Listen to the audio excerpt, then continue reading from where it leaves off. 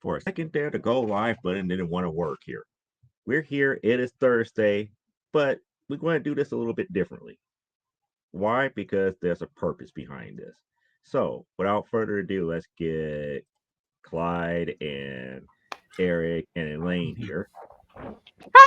Hello, We hello. going for we normally go forego the like normal stuff because why? We're going to take a look at something that is kind of retro, and I think you guys are going to like it real quick here. The only thing I gotta say preference this is that I still gotta make some minor editing and correct maybe some grammar and stuff, but nevertheless, let's get the show started.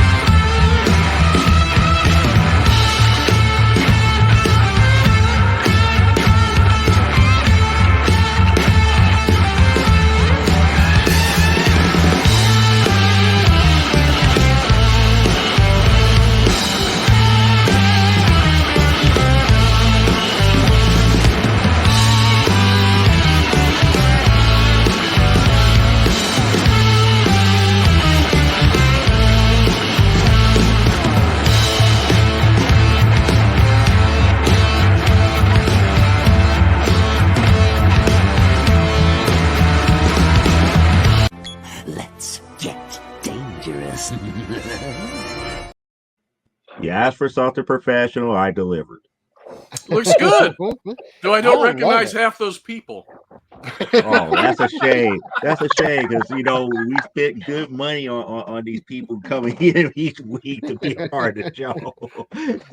I'm just glad you didn't lose Night Darkwing Duck. I'm glad to see him still in there. So, Yep. but that's awesome work, Joe. Thank you. That's very Yeah, very good cool. job. Look good. Yeah, right. I mean, I could do better, but that was like the original concept. It's like, you know what? What if Hmm. we go retro, like a 80s, 90s, old school 80s or 90s theme?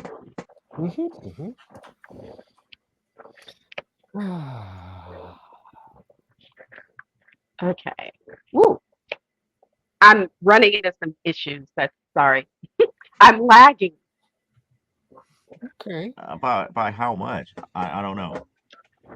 Well, I had to reset my camera to 720, Mm-hmm. thinking that was going to do it. And for some reason, I'm still lagging. So give me, it's always something every week. This thing hates me. This thing Mm-hmm. hates me. It's whatever it is. There's a ghost in the thingy because it hates me. Gremlins.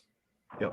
Yeah, it's Gremlins. It's something because, and this is the only camera I have that will work um, and connect to you guys. So, wait a minute, hold on. Maybe let me see if I can fix this. It's, Slap it around. That always works for me. okay, maybe if I take it off. Okay, there. That sounds Oh, better. shut up. Okay, is that better? It sounds better to me. I don't know how The the blur, others.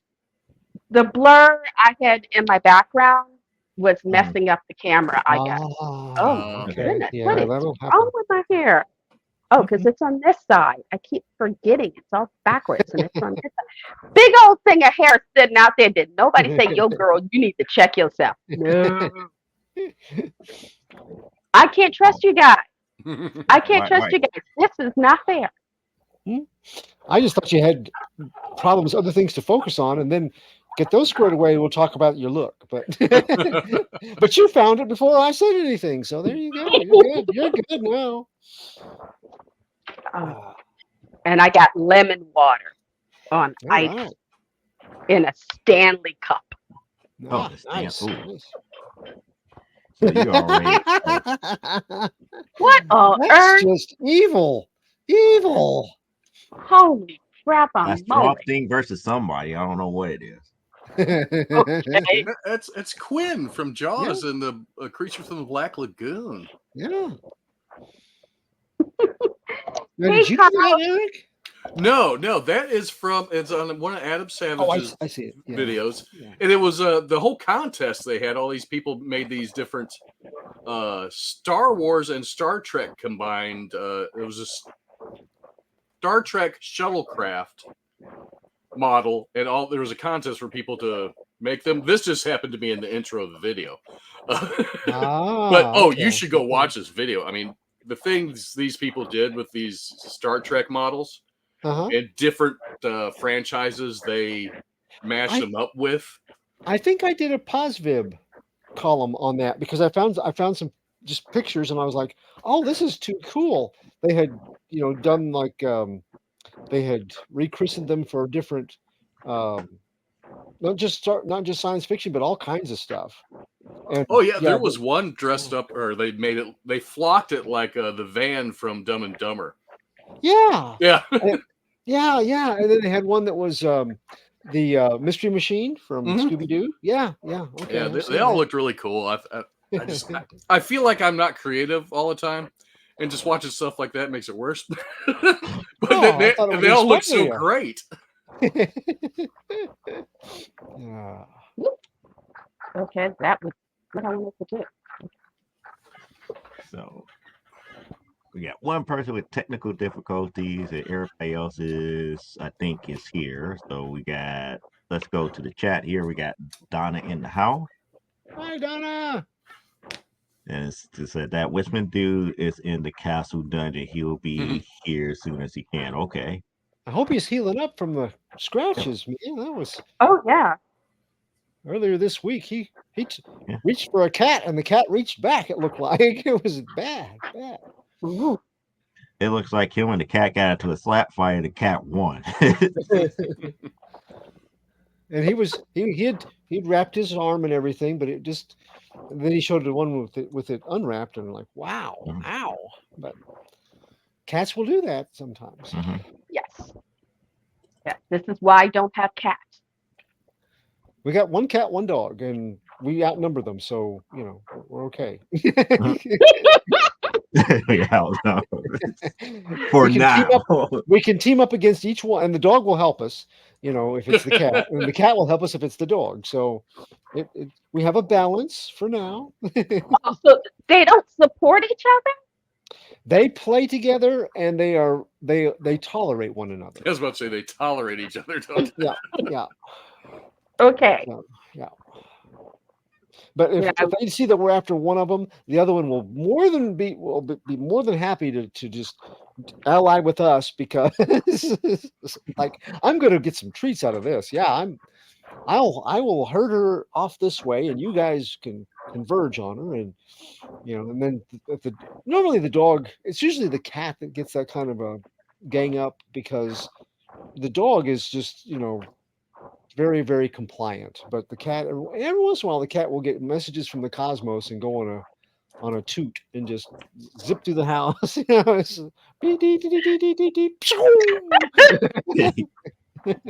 the dog gets a case of the zoomies every once in a while, but his are positive. They're not like running in, slapping you around, and then taking off like hers is. One of my favorite cats belonged to a friend of mine. And I stayed at their house one night, and this cat they had their furniture in a classic L. And so this cat would jump on the one chair, make it jump over to the other chair, make it hit the corner of the L, make the couch, come all the way across the couch where I was sitting, and was supposed to jump from the couch to the not the cocktail table, the end table, which had maybe about less than a foot between them. It would and every time this cat would do it, it would make that final jump and miss. So you would see the cat, ba-doom, ba-doom, ba-doom, ba-doom, ba-doom, get that final jump and shoop, straight. What, I don't know why did I have like flashback to watching shows like Ninja Warrior. It's like to get to like the final part of the obstacle course and they just fail, complete fail. You know, Hey, we got the Carl seal of approval on your opening there. Yep, Yeah. we're getting to it. It's like, wow, what an opening. Yep. oh, Well, he's trying to corral the cat. Yep. He's trying to get her in. He's been trying to get this cat indoors since last Friday. Right. That poor man. Yeah. You know, if I had an animal, my animals be crazy because I would not let them out. Mhm. You know, We are fortunate that our cat was feral, but she acclimated, and only a few times since we brought her in has she run outside, looked around, and went, "The world is big. I am used to it being smaller now. I will go back inside." And we've never had to chase her down, but we were fortunate. And we have a little enclosed backyard for the doggy, so he can be. We do walks also. We take him for walks, but he also gets to be out, but still restrained. So Mhm. pretty fortunate. we have raccoons running Mhm. around the neighborhood. Mhm. We also have possums, Mhm. and our raccoons are like horror movie big. Mhm. My sister is driving me home. We were coming east up 75th Street one night, and this thing had to be at the hump about 4 feet off the ground, Wow. and it was on all four legs. And it rounded a corner. My sister's driving. She goes, "Oh my God, what was that?" It's like it's a raccoon. Like raccoons don't come that big. It's like they do over here. Yeah, because they eat well. They eat over there. well in our neighborhood. They Yeah. eat well over there. So yeah. Yeah, Mm. they get all the stray dogs and the stray cats because I don't know if anyone else's neighborhood still has this. We still have the stray cats that the city let out on us. Oh. So we still have a few of those guys still surviving over here, which is really funny because the people who used to live on our first floor were feeding the cat, and they've left. And so every once in a while, you'll come out and the cat will be sitting there looking at you like, "Hello." wearing a tattered shawl, going meow meow. Yeah. My daughter, when she was living at home, we brought in a lot of porch cats, gave them homes, and kept them fed. And then finally, I think animal control went through the neighborhood and picked up many of them. But we finally ended up with like one male, and so no kittens. And he stuck around for a while and decreased our squirrel population very handily. But then one day he didn't show up anymore, so I don't know. I'm not sure what happened with him, but he was too big to come inside. He was a big. Well, one day I saw a squirrel reading him the riot act from a branch near our porch, and I'm like, dude. And this was a big male squirrel, he's like, "Bah, bah, bah, bah," I don't know, and the cat's just looking at him, and I'm going, man, I wouldn't. And so later on that afternoon, when I came out, the squirrel was laying on the porch, like deposited as I submit this for your approval. And the squirrel had that look on his face like, I see my death coming. On the south side, the squirrels are packing because when I lived at 61st in Indiana, we had a lot of feral cats, and the squirrels would let them get to about 6 to 8 months, and the squirrels would let them chase them. After the cats got to about 8 months old, the squirrels I don't know if they were like leading the cat into an ambush or something, but there got to a point where after 8 months old, the cats quit chasing the squirrels. And I started telling my sons, it's like they're carrying heat. They get the cat in the alley somewhere where the humans don't see. They pull out their flick knives and their guns. And they show them another cat that's been skinned and gutted. And like, this will be you if you don't learn how to behave. Shib squirrels. Wow, that's bad. But I've Squirrel seen it. penitentiary. Wow. I've seen it. It's like they would let the kittens chase them for a while, and then there would just be this point at around 7-8 months old where the cats would not chase the squirrels anymore, and it's like, okay, I get this.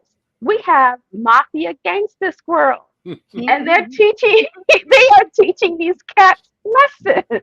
Like, you gonna learn to behave.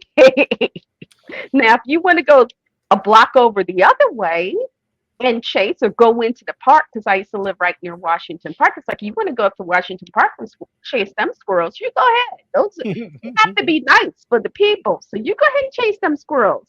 But they got a lot of trees, so I don't know if they're gonna let you chase them. But over here, you're not chasing us anymore. It would just crack me up. It's like, okay, that kitten's about 7 months old, and you would see it because there was a big oak tree in the yard next to ours, and it was always the same thing. The squirrels would be running around the tree, the little kitten would chase them, and when the squirrels got tired, they'd go up the tree and then jump over to the next tree or whatever. So they were kind of playing, but there is a point at which, okay, the squirrels ain't playing no more. So, Eric, do you have a show tonight? We do. It's a anime manga, so should be fun. Cool. Dude, Kaiju number 8. Okay. It's also called something else. Hold on. Oh, diary, close my schedule down. Hold on, let me open it back up. Oh, welcome back, Eric. Thank you. And thank you for, not screaming about me being on board. Oh, I don't mind. It's Kaiju 8 Go. But it's Kaiju number 8 to us Americans. Okay. Oh, so this is an actual series, so you just can't do any kaiju. I was like, yeah. No. It's an actual series. Yes. Oh, okay. Yeah. So I'm about to say that opened up the door for you. You can draw anything that you want. Yeah. Yeah, they recommended it. It's on Crunchyroll right now, and I think there's a new game coming out for it too. I'd never heard of it. I just don't follow anime and manga and stuff. So I've picked something every month for them for the rest of the year. So like we're not doing anything in July. Huh. But August 1st they get Robotech. Ooh. Yes. Oh, we're doing 2 in August. August 22nd we're doing Berserk because they seem to like Berserk. Okay. September 19th we're doing Studio Ghibli. Yay! And in October, it's just anime horror. So wherever they want to do that week, we're doing that. And the final anime episode we'll have is November 21st, which is Space Battleship Yamato. Yes. Cool. Oh, sorry. AKA in the United States, Star Blazers. Yes. My oldest introduced me to that series, and I fell in love with it. He also introduced me to Robotech, and I fell in love with that too. He also introduced me to Robotech has so much history, and it depends on which one you actually follow. Because if you follow the original Macross stuff, there was stuff that was left out in the U.S. That's how I have it on my That's schedule. changing. I have it Macross Robotech. Hi, Parallax. Yep, that's what I'm about to say. She's here. Meowsicopter. And actually, up there.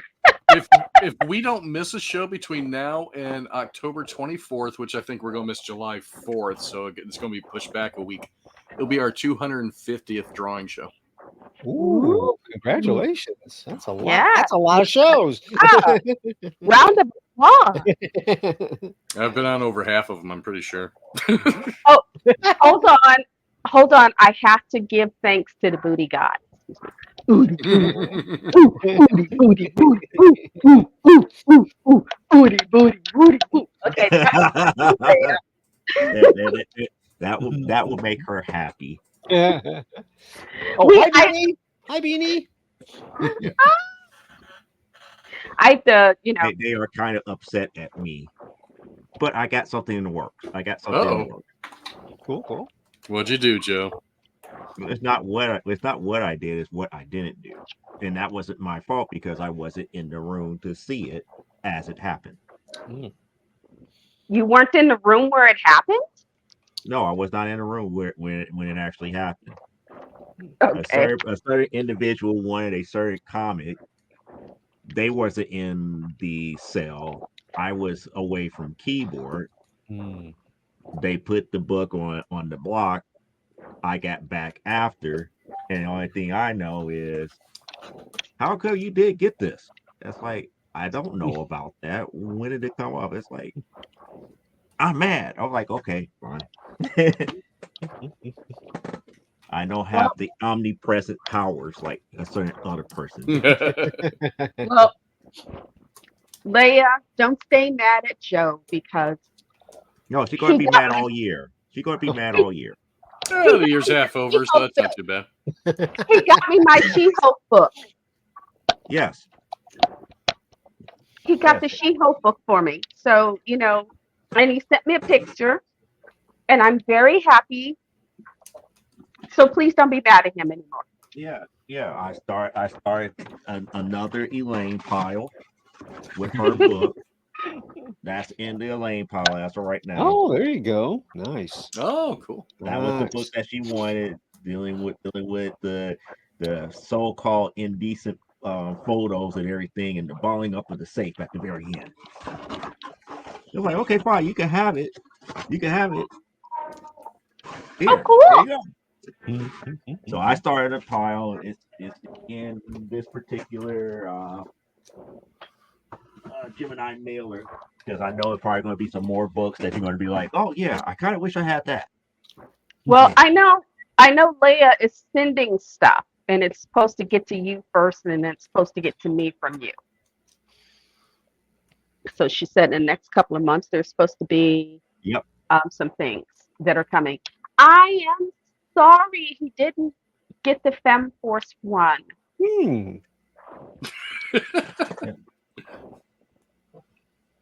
You know, I could do something at Joe, but then we would get smacked for indecency. So Is can't that do Bill that. Black's like really first FemForce or first in a recent series or? No, this is the original Bill Black, the original Bill Black series Wow. That's we're that's talking a ways about. back. Yeah. This goes all the way back. I think it's like early '80s, Yeah. 80s. I was gonna And say. again, this is like one of the few series that people don't realize. It's like when you think about titles that have women leads, this is one of the few that actually made it to 200. It just crossed 200 this year. Oh yeah. Yeah. And to be quite honest, I don't have all 200 issues. I'm still working on this on this particular set. Great majority of them. Parallax is working on her set here. I started getting them when I worked at a comic shop back in the 80s because we were doing superhero role play games, Mhm. sit down, tabletop, and I would take the illustrated characters from that and make female characters like templates that I would make like just a blank, and then they could put the whatever kind of costume they could design a costume to put on them. But but they Super had such an Babe. anatomy, that Mhm. huh? Yeah. That's the actual this is my makeshift manual for the actual Film Force role playing game. There you go. I actually still got most of the box set, but it's in storage. But I got the manual in a binder. I never Now, had what I'm the upset about is that I lost a lot of the modules. There was like 6 or 7 module books okay. because you could. I saw them It's like advertised, but I never did get the actual games. But just they had such good girl art that you could take and get rid of the detail on it and make it just a blank for people to make their. And then for the males, I would use a lot of the DC Jose Garcia Mhm.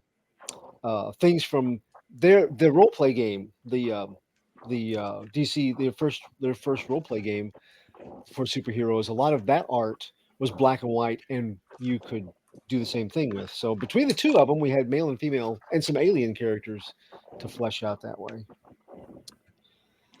Yeah, so I have that in a 3-ring binder and whatnot. Cool. You know, that cover on the box made Mhm. me think we should do a cover like that for AWF. Like this. I think it'd be cool, a cover like that for AWF.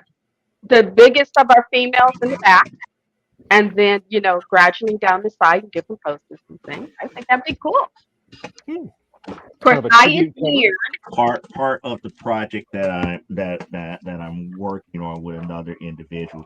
As it turns out, this individual is a fan of ours, and I haven't seen this in a long while. But that's the original number 1. Oh, okay. There you So go. that was kind of like the idea that you have that kind of like fits with that. But we did that once with the original AWF series. I just haven't did it with Primetime Saturday Night. Okay. We need action poses.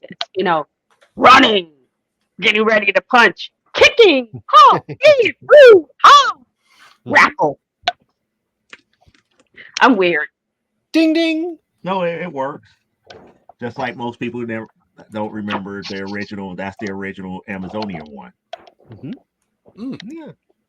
So all of this is about to get ready to go and get signature series and whatnot. So it's part of the project that I'm working on with this one individual. So it eventually will make its way to CGC and gets the gold label instead of the blue labels and all the other stuff.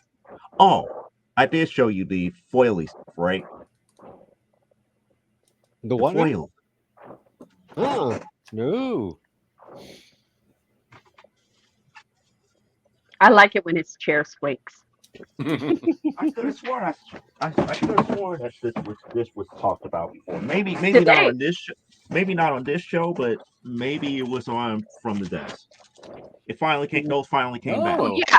Okay. Yeah, those We finally saw those. came back. Ooh. So this is like Neat. let me I can't even remember. Okay, there There we go. you go.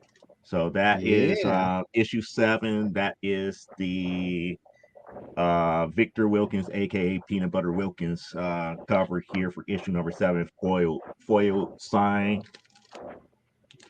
Oh, let me take it out the bag. I don't like how the bag. Peanut butter, I'm coming to your house. I'm gonna kick your butt and take your copy of that from you. See, You are forewarned, Peanut. I'm coming for you. whose name is that right there? Elaine ain't good. But that's not my cover. Do I own that book with that cover? No, I ain't.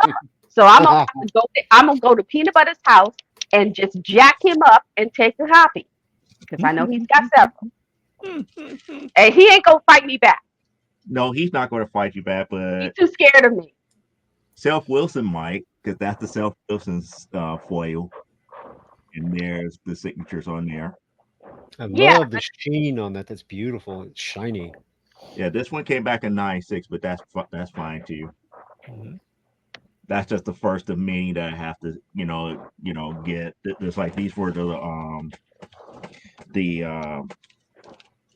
proofs, the proof samples that I did for the foils. I haven't did the print run of them as of yet. Eventually, soon we will have a print run of these, and we're going to send some more to get signature series. Okay. But that's part that once I started showing people this, those who have like some of my earlier stuff was like, why don't you go ahead and do this? I was like, for the rest of these, it's like, well, yeah, okay, that's fine. I got your early stuff. It's like, what do you mean your early stuff? It's like, yeah, the first editions of your stuff. It's like, oh, okay, we could get that done. We can get that done. So that's part of the project. Like I said, preservation over money first. Yeah, the actual number 1 is from the 80s. Wow. I stand by my anger for both of them. Parallax. Do you have the bookies of Super Bass featuring? Yes, I do have some of them.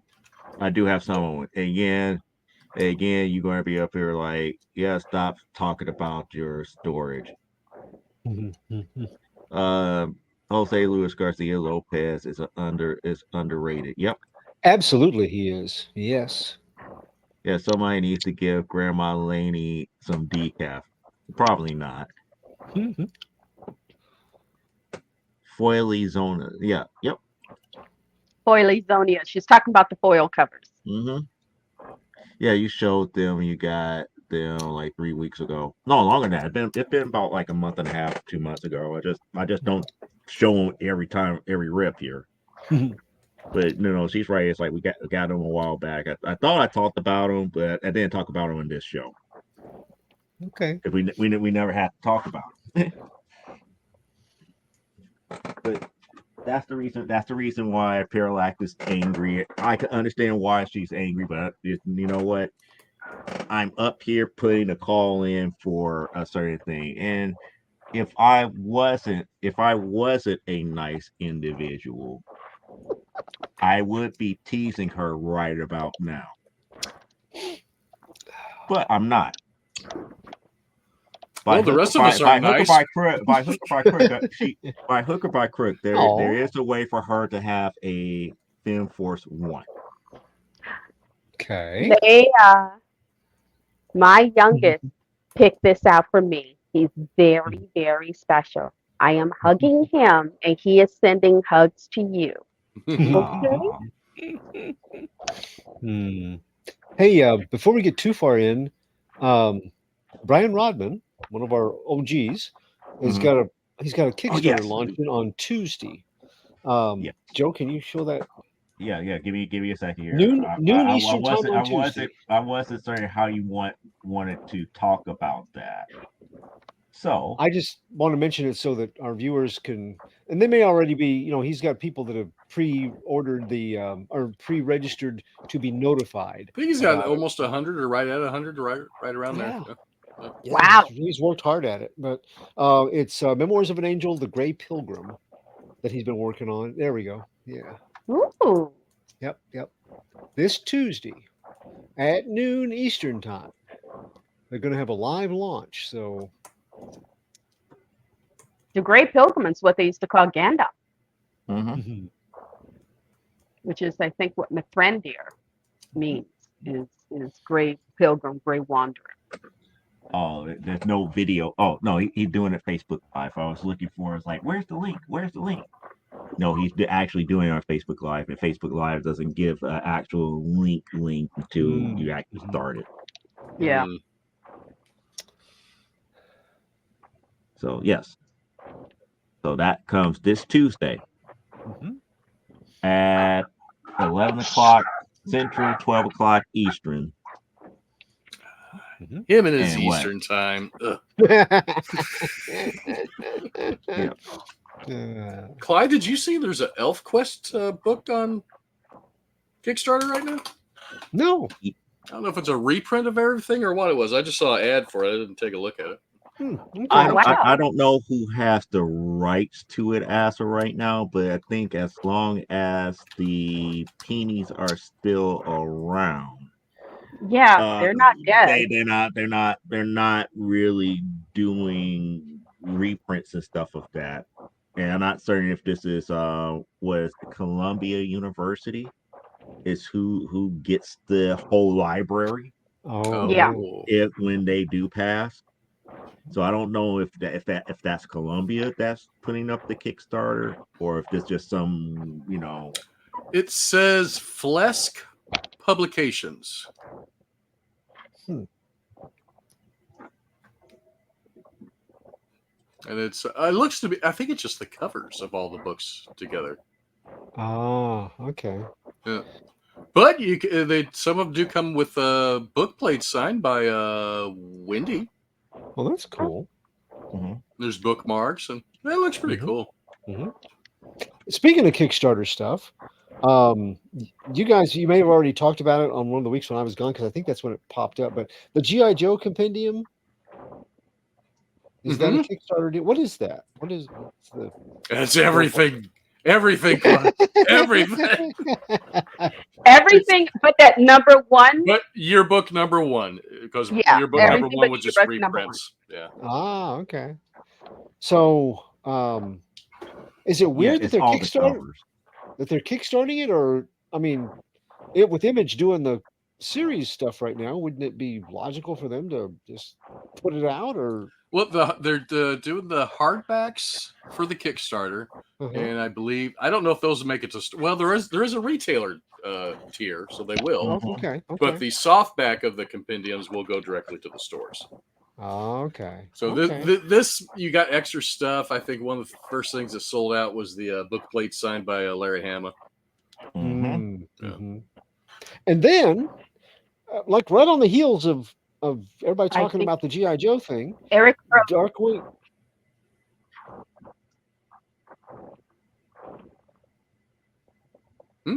What just happened? I I could've stopped sworn- because she talked. Yeah. I didn't want to cover. I didn't want to. Okay, go like Clyde was talking, Okay. and all of a sudden Lay said something and stopped. Oh, Anyway, Darkwing Duck. Dynamite put out a Darkwing Duck compendium. oh. Yes. Did you see that, Joe? I shared the link, I think, but I thought, are we all going to do this now? Just we're not going to put it out. We're going to Kickstarter it and just see what Yeah, the interest is. they did that, and how can I put this? How can I put this? How can I put this delicately? Let's just say I'm out $50-something because I got the first compendium book for Darkwing Duck, which is the original, which was the original Darkwing Duck series back in the days for like Disney Afternoon. So the very first volume of that stuff, plus all the other side stories that led all the way up to I forgot. It was like the original Disney Afternoon and some of the Marvel stuff and everything here. And let me go ahead and bring this up because I do have that handy. And yes, I did have the $55 tier. I did went ahead and buy that. There's still 12 days left.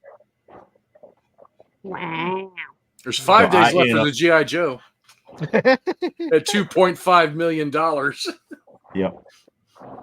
So see, this is the series that I got here. I got the Darkly Dawns the Duck, and in that collection you get the 4-issue Walt Disney run plus the 10 issues from the Marvel Comics Disney Afternoon run, and that's all 14 plus a couple of extras. And then Cowl and Fowl is which came out via Darkwing Duck, which I already have all of those issues from Dynamite. Now, mind you, they skipped several different other publishers. They got the rights to the original Disney and the Marvel, but they skipped Kaboom. They skipped I forgot who else had it. There's a couple of other publishers that had Darkwing Duck series. But they skipped all of those. There's like Cowl and Fowl is that, and then Heroes and Villains is the Negaduck series. And Justice Ducks. The Justice Ducks and Negaduck. Okay. So you could get all three. That's like, no, I'm not going to get all three because I think I got every last one of the Dynamite stuff. The original stuff, yeah, I'll get a compendium of that because it's awfully hard to find the original stuff without paying an arm and a leg for it in single issues. But Joe, you don't have all the Dynamite covers. I'm not a cover collector. I know. I'm just messing with you. Well, Darkwing is his jam. Well, a lot of the aspects of Darkwing is kind of like what I like about it. It's not the old school noir type stuff, but it's kind of like in that vein where he's kind of like in between.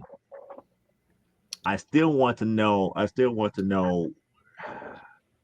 pretty much compared to what they did in the recent DuckTales series because I like that Darkwing Duck better than what we got in the 90s.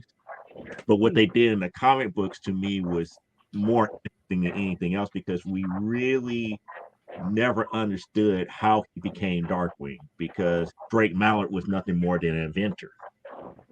He was nothing more than an inventor, before anything else. He just invented all these different things. And I was just trying to figure out, I was like, well, how did he really earn his money? He doesn't have like a job or anything like that. It's just like, no, he owns copyright, not copyright, trademarks, patents and trademarks of certain things. Ooh. So he It's was like, something of an entrepreneur. well, he's not really an entrepreneur. He just invented this type of stuff and kind of like was living off of, the proceeds from it. It was not much, but he could live off of it. Yeah, but he had to, in order to get those patents and trademarks, he had to create things or find things. So, that's very entrepreneurial. Yeah. He had, I think, what do the kids call it now? Passive income. Yeah.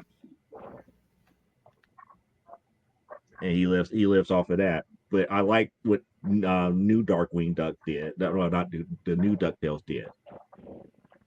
The new DuckTales pretty much he was nothing more than an actor.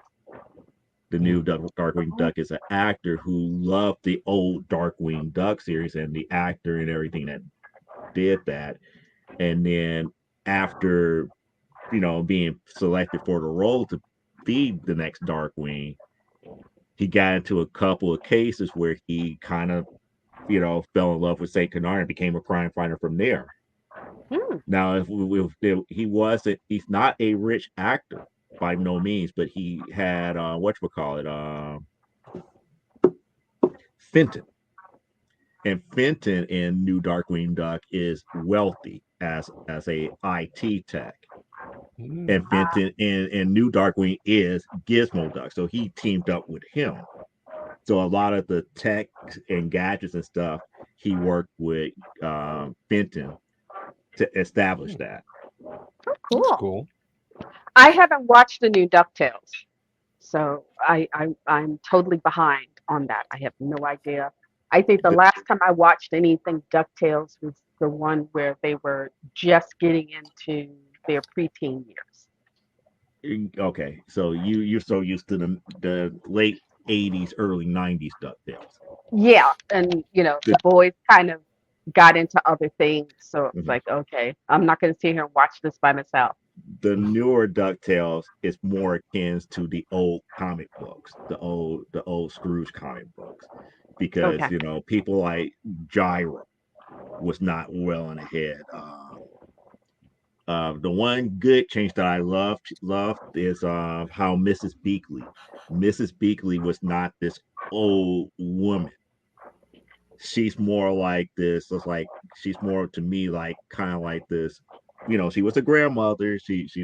But she was more like, was she really a 00 spy or not in her older days?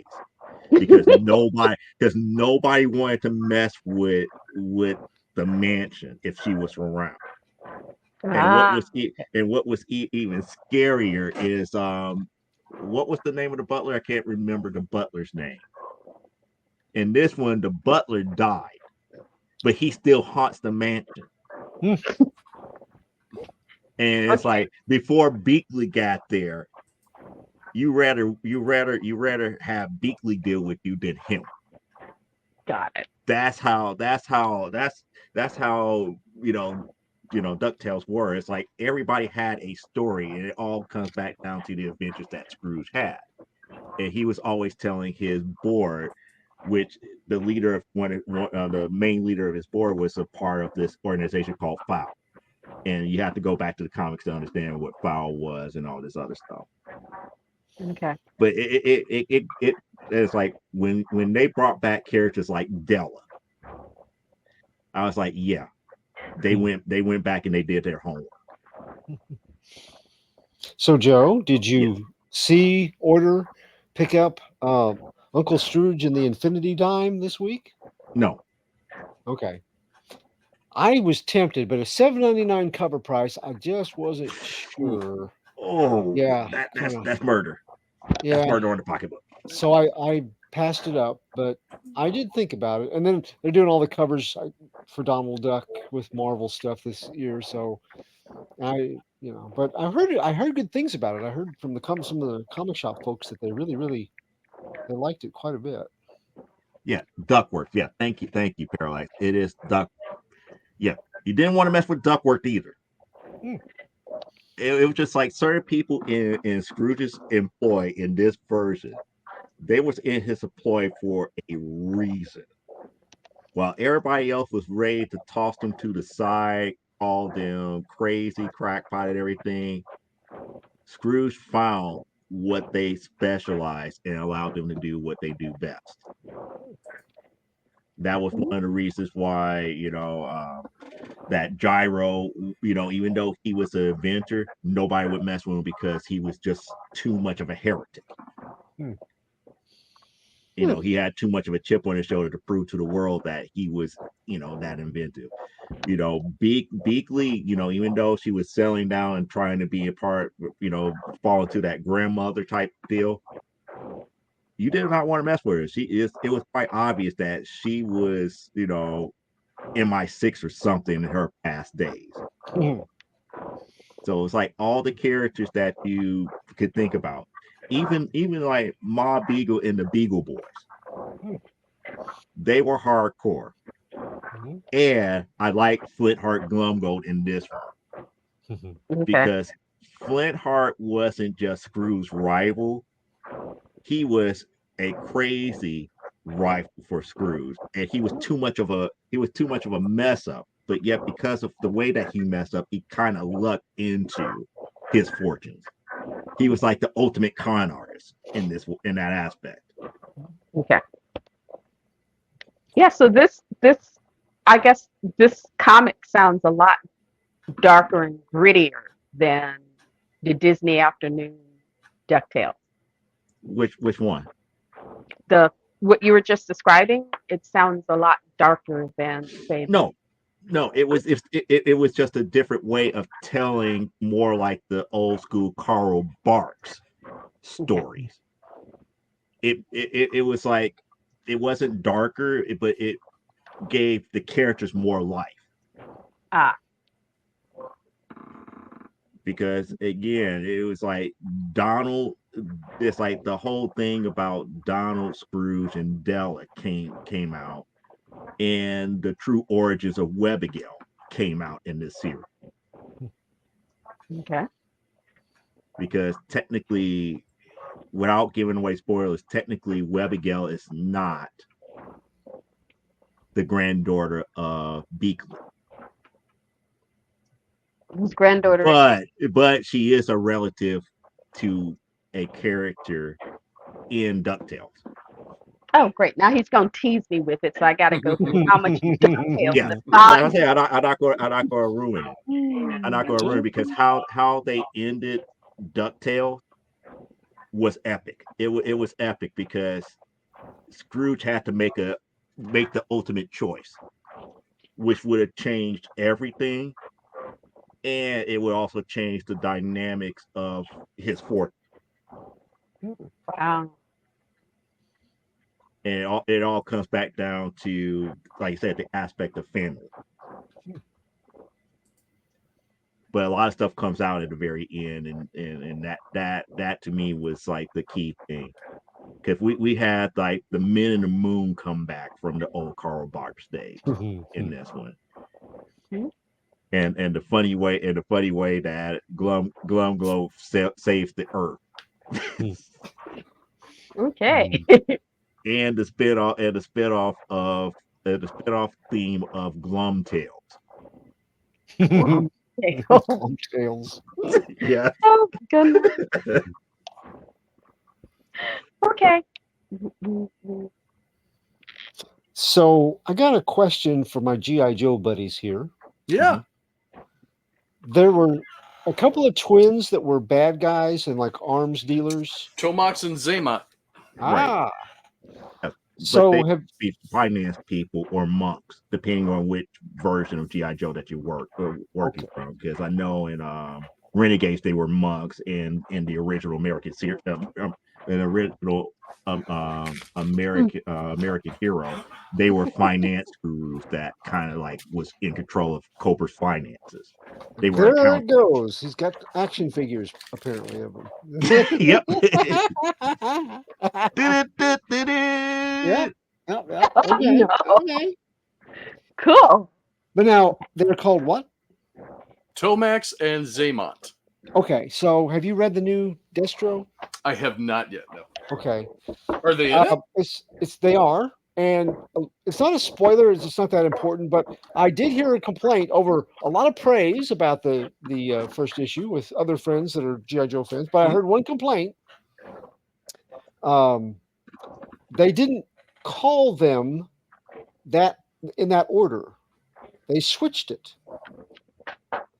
They said they're always called the way you said it. You know, I And think they you're right. changed- I they never changed- thought of it, but yeah, They changed the order that they. Zamox and Tomax and not Tomax and Zamox. Yep. that there you just go. sounds weird, Clyde. That's what Yeah. that's what they said. They were like, it's a small thing, but it really got me.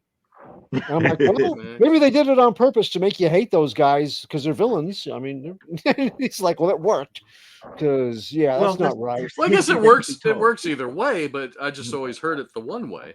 Yeah. Well, that's what he said. Is like Because I they mean, never called him that. yeah. Because if you put the names together, I mean, they're spelt backwards too. Exactly. Right. They're Exactly. it's like they're supposed to be like mirror images of one another, except one has the scar. Right. Right. I can't remember which one he is. Everything that you're saying is exactly what they said. It's like it's just wrong on every level, and it just bugged me. Otherwise, it was a pretty good issue, but that just bugged me. I would have to say I think of it that way because I think of the original package, it was Mhm. Tomax and Zaymont. I mean, that's how you saw them.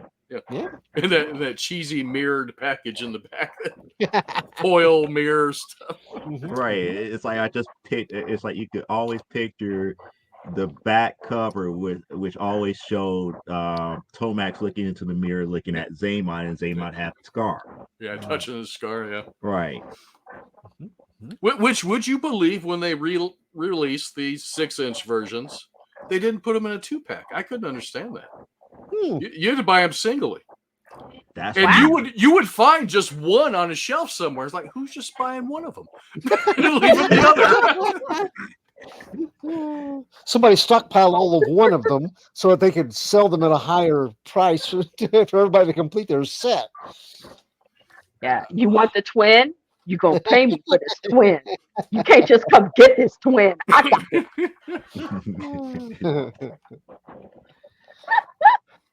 That's funny. Okay. Don and Carl just left. Yeah, that's why we're about to get through all this because we have Sarah that came in. Hi, Sarah. I'm And still. she said that it's worth it, Clyde. It reprints the very first Scrooge comic in it. Oh, okay. Oh, okay. So they get the very first Uncle Scrooge in that one. So Mhm. okay. Ooh, Sarah's in the house here. Sarah. Yeah. And Duke Baloney. And then she wished that she could put David Tennant's DuckTales on Blu-ray. Yeah, Glumtails. That was hilarious. I'm so tempted to go out to YouTube for it, where I could play you how messed up that theme song was for Glumtails.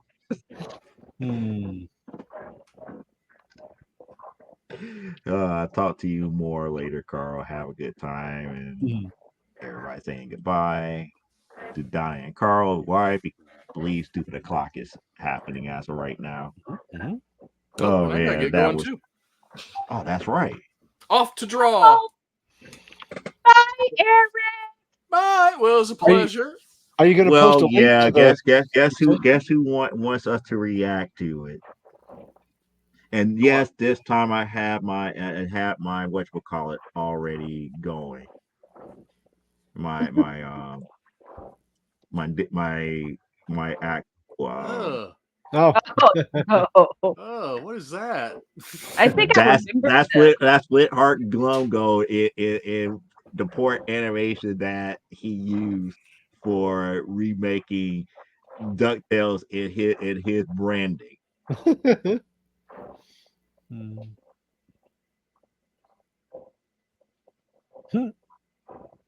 I can't hear it. Oh, hold on. Still not hearing it.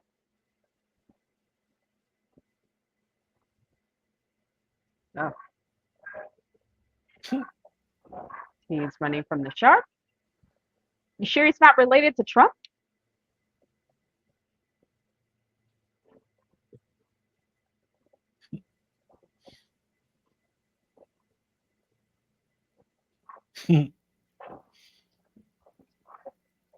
no, that's just scary.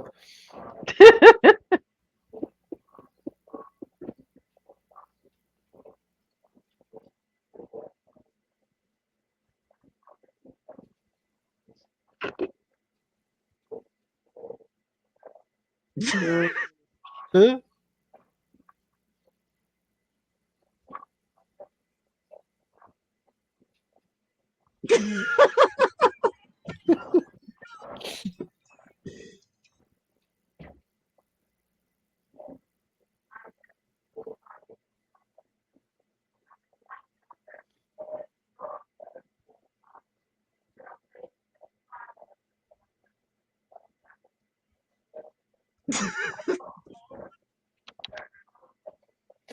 Okay. That was interesting. Yes, that's how the new DuckTales was like when it came to Flint Heart Glumgo. He was just that far off his rocker trying to beat Scrooge at everything. It looks like he He was- spared no expense. Definitely crazy. So, Eric, are you gonna share the last couple of times you had a show? You put up a link, and I was watching it. So it's really an international bunch of artists you have. It's Oh, a lot yeah, of fun to we're- listen to them. We're from everywhere. I mean, you got Great Britain, which One Doom Rabbit is actually from Sherwood Forest. He doesn't find it as funny as we do, but we got Australia, Canada, Indonesia. Where else we got? That might be it. Oh, That's the and the host is in Japan. Right. Yeah, people right. were saying that they didn't have sound. Yeah, we No. couldn't hear it. No. Yeah. But the visuals were cool. Yeah. No, you have to hear the song. I thought you guys were hearing the song here, so let me No. try to do All it right. this way. Well, you guys watch that. I'm going to take off. I'll post a link, Clyde. Okay. All right. Bye, Eric. Have a good Bye. week. See you guys later. Okay, let me stop sharing the screen here.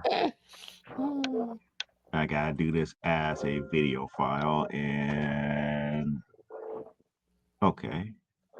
At least it wasn't just me. I thought maybe it was something wrong with my No, it's with certain videos. Like for example, if I was like I'm saying share my second screen. So if YouTube is on my second screen, Oh, for okay. some reason it doesn't pick up the sound from YouTube. It'll pick up everything but the sound. So Okay. what I gotta do here is this, and like I said, it's a simple fix. You just have to give me a few moments here.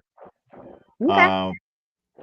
This week I know I don't have a actual Hey, book. Mr. Manning. I don't have a book for review because again, I'm kind of it's like the more I reread that the Miss Marvel book, the Miss Marvel #1, the more I kind of like, you know what, I give up on trying to make sense of the new characters that they introduce here. That she protected midway in the story. It just, it was what it was. I just have to get issue 2 before I could have a better understanding of what I was supposed to get in issue #1.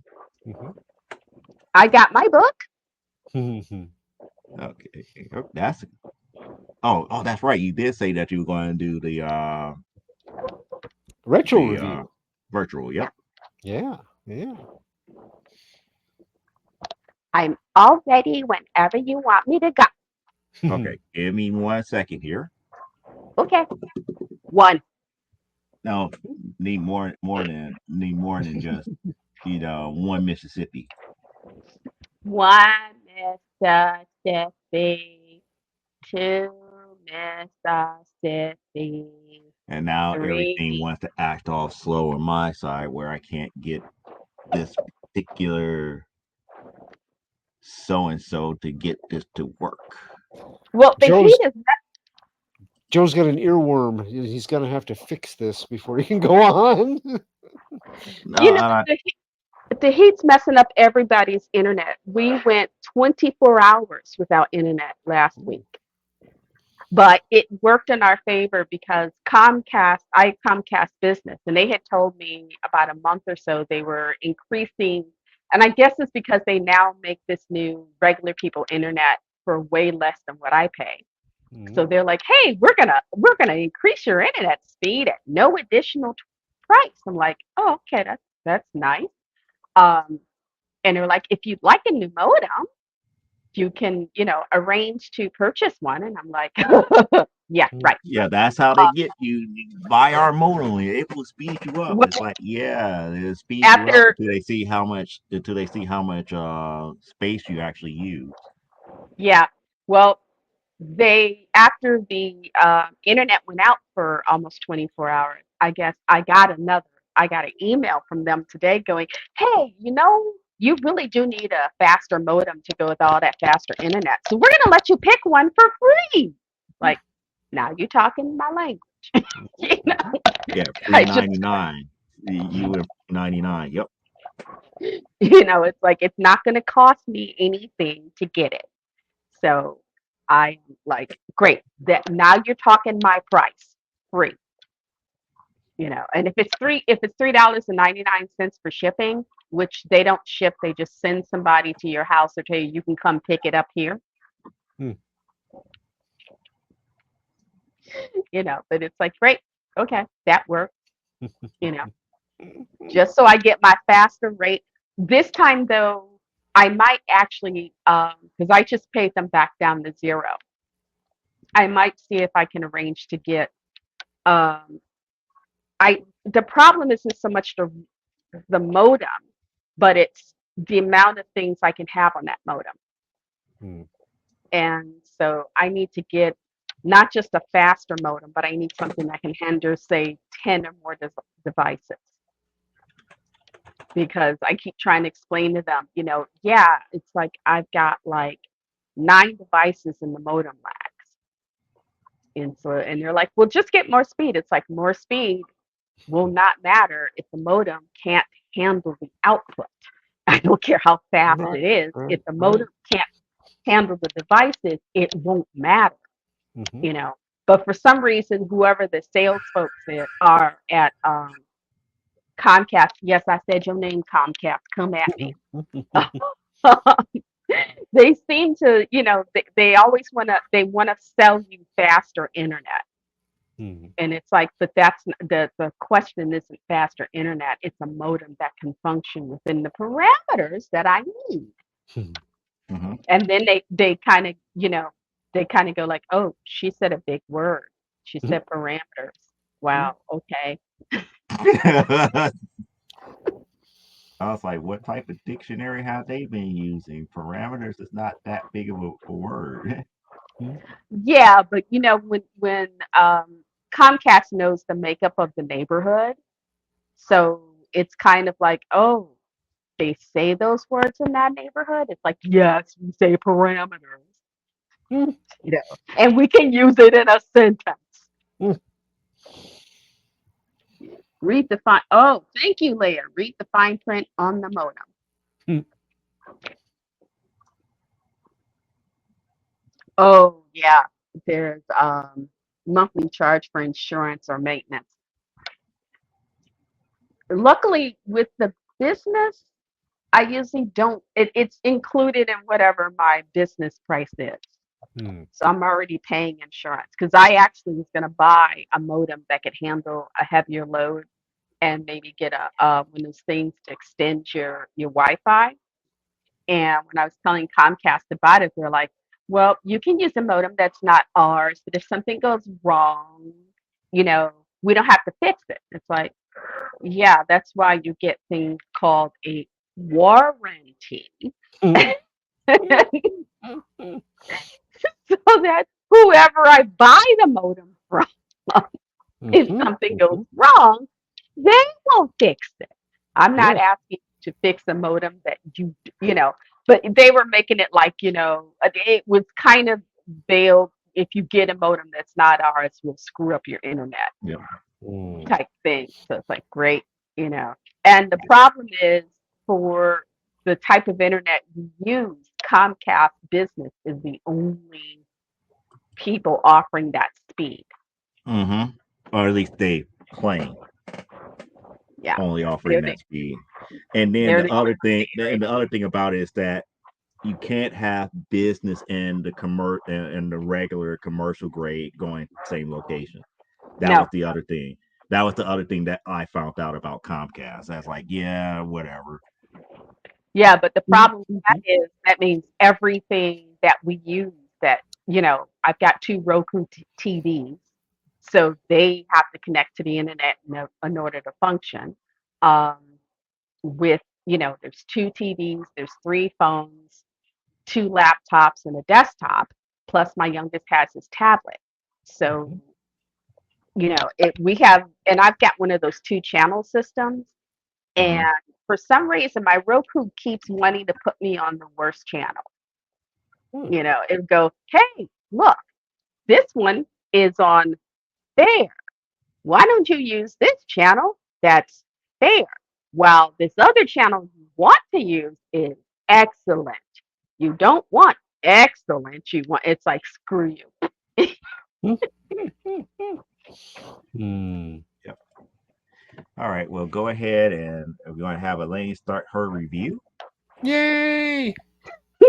Doo-doo, doo-doo, doo-doo, doo-doo. Ba-dum, ba-bum, bum, bum, bum.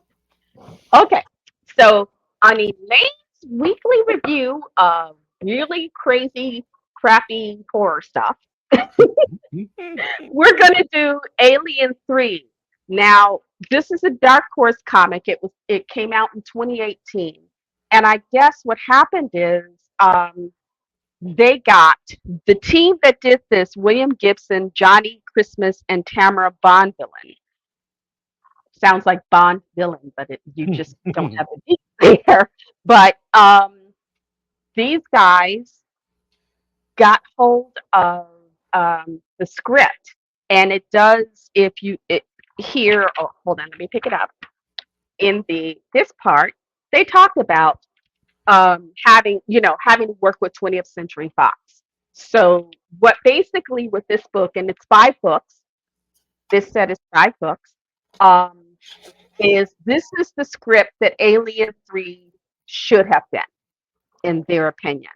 Um, I've read the entire series. I do like it, but I've also seen the director's cut that Michael Fincher just put out a little while ago, and he put back stuff in it that made sense because unfortunately the people who make decisions about what you get seen, what movies get made and how they're released have never been to film school.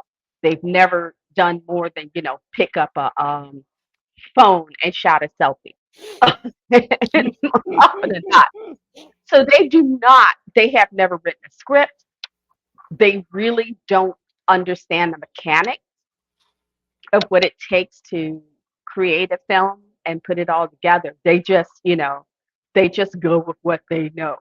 And usually what they know is what sold well last week. Um, but this the movie David Fincher put out and this are two very different. Like Fincher's movie, it takes off with the Sulaco um, having left the colony because things didn't end well for that colony, those poor people. Um, but it takes that situation, you know, differently. So in the film, Um, we see our three human heroes, Hicks, the little girl, and Ripley go to sleep. We see the and why am I suddenly forgetting that? Hmm. We see the android put away.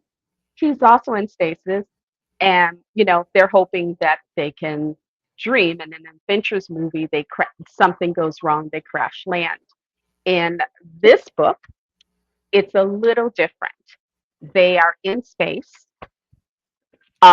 but a navigational error sends the ship into the Sulaco ends up going into what is called the UPP, the United Peoples. It goes into another part of space that is not run by Weyland-Yutani and Earth. It's a collection of little planets that have created their own little, hey, we the people thing. Um, and it ends up in their territory. It goes in there for about 15 minutes or just under. And these people, when they see the Sulaku, they immediately want to go see what's up there, even though technically they've got less than 15 minutes because once it comes out of their territory, they can't be found on board the ship or there's all sorts of, problems. Um, Now, this is also where things start taking a weird left turn because these three people get onto the ship and they pretty much find it the way it was after the fight between Ripley and the Queen, except they go to where the hypersleep chamber is, and the first thing they find is our Mr. Android. Now, the only and I this is adapted from the script that they originally intended to produce. So it is not clear how the egg ends up inside of Bishop once he's in his cryotube. But he's on the couch and there is the egg, he's the nest. Which is unfortunate because the egg opened up and dude got hit. um, and unlike poor John Hurt, who basically went down right after he got hit, this guy he gets to run a few feet, you know, and one of his co-workers sees the thing on him. He disappears before she can catch on to him. She calls for her other co-worker, who now has, oh, sorry, let's see if I can get this on the camera, Bishop's body. And because they're running out of time, like I said, they had less than 15 minutes to get on the ship, get what they could get, and then get the hell out of Dodge before they got busted. So they literally, the two of them take Bishop's body and they get the hell up out of Dodge, which means they leave the guy who got hit by the face hugger to whatever fate is gone for him. And I hopefully everybody here has seen at least one alien movie, so you know what happens when the face hugger gets you successfully. Meanwhile, on the Anchor Point Cluster Weyland-Yutani Corp in deep space, another thing is happening.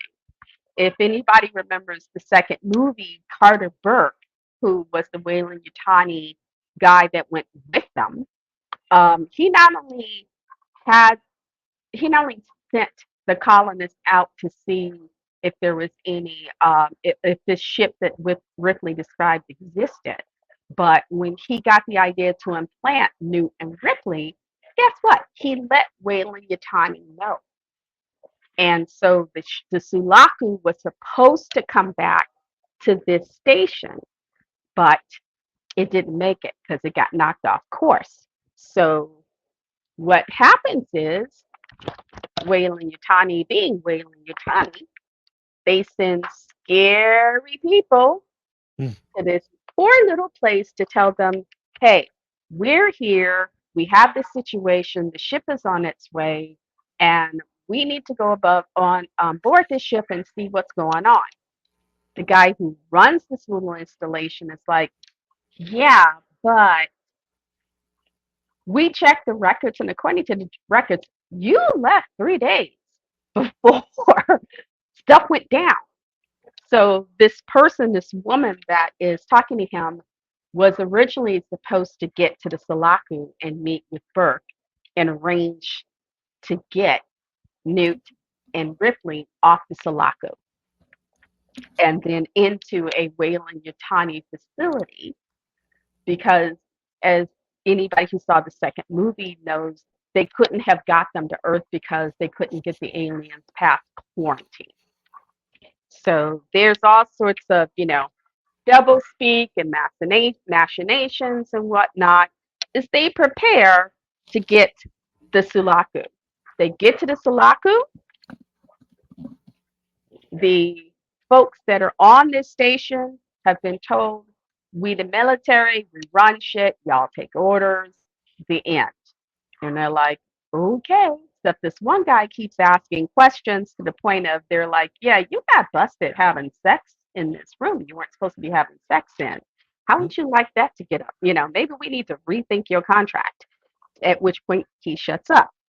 And they go in, they get to the Sulaco, they find what's left, they find the upper half of Bishop's body, and they find the cryosleep chambers.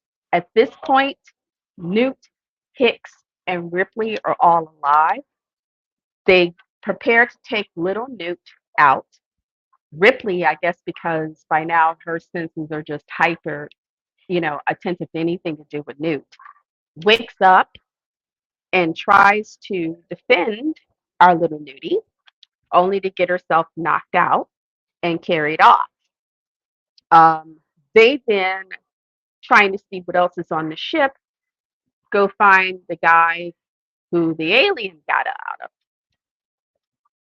of. And they take him back to this little station to do their own, to do their own science experiment on him, I guess. They want to find out what it is. Meanwhile, back in the UPP land, they're asking the woman who saw the guy get face hugged because they're going through. Hold on, let me see if I can do this without wrecking my book. I hate this thing. They're going through Bishop's mind. Bishop is not conscious at this point. They're just pulling out his data. And they're showing, where's my finger? Okay, wrong place. Okay, there it is. They're showing the face hugger. She says, yeah, that's the thing that got on his face. They then show the more adult alien. She's like, holy crap, we didn't see that. And they tell her, you need to go talk to our guest to find out more about what's going on. And that's when we see Hicks. And that's when issue 1 ends. I love this piece of artwork. I think that's a great piece of artwork. And this is a great piece of artwork at the back too. They are slow starting it, which I like. They are kind of slow starting it. They're not getting you right into the scary bits. There's that one little scary bit with the face hugger, but they're trying to give you the background of what's going on. There are these two different factions, one of which, Weyland-Yutani, has their machinations, another of which is this poor ragtag group that's gone off and formed their own little government and whatnot. They have their lives that they're trying to figure out. And as the books progress, and they do it over 5 issues, that's it, just 5 issues, you get to see how these two groups, because of this alien, they collide. Not intentionally, but they don't, it's for the UPP, it's it's not pretty. It doesn't end well. But I loved this series. It was fun. But I have to say, I have loved, of the ones I've read, I have loved Dark Horse's alien titles. With a lot of people who haven't read the Dark Horse stuff, a lot of the lore for the later movies has come from the Dark Horse um, comics. They, it's not just the xenomorph. They created a name for it, a lovely little Greek name um, for these creatures. They've gone more into the mating structure of, how a queen becomes a queen and the mating structure and all of that.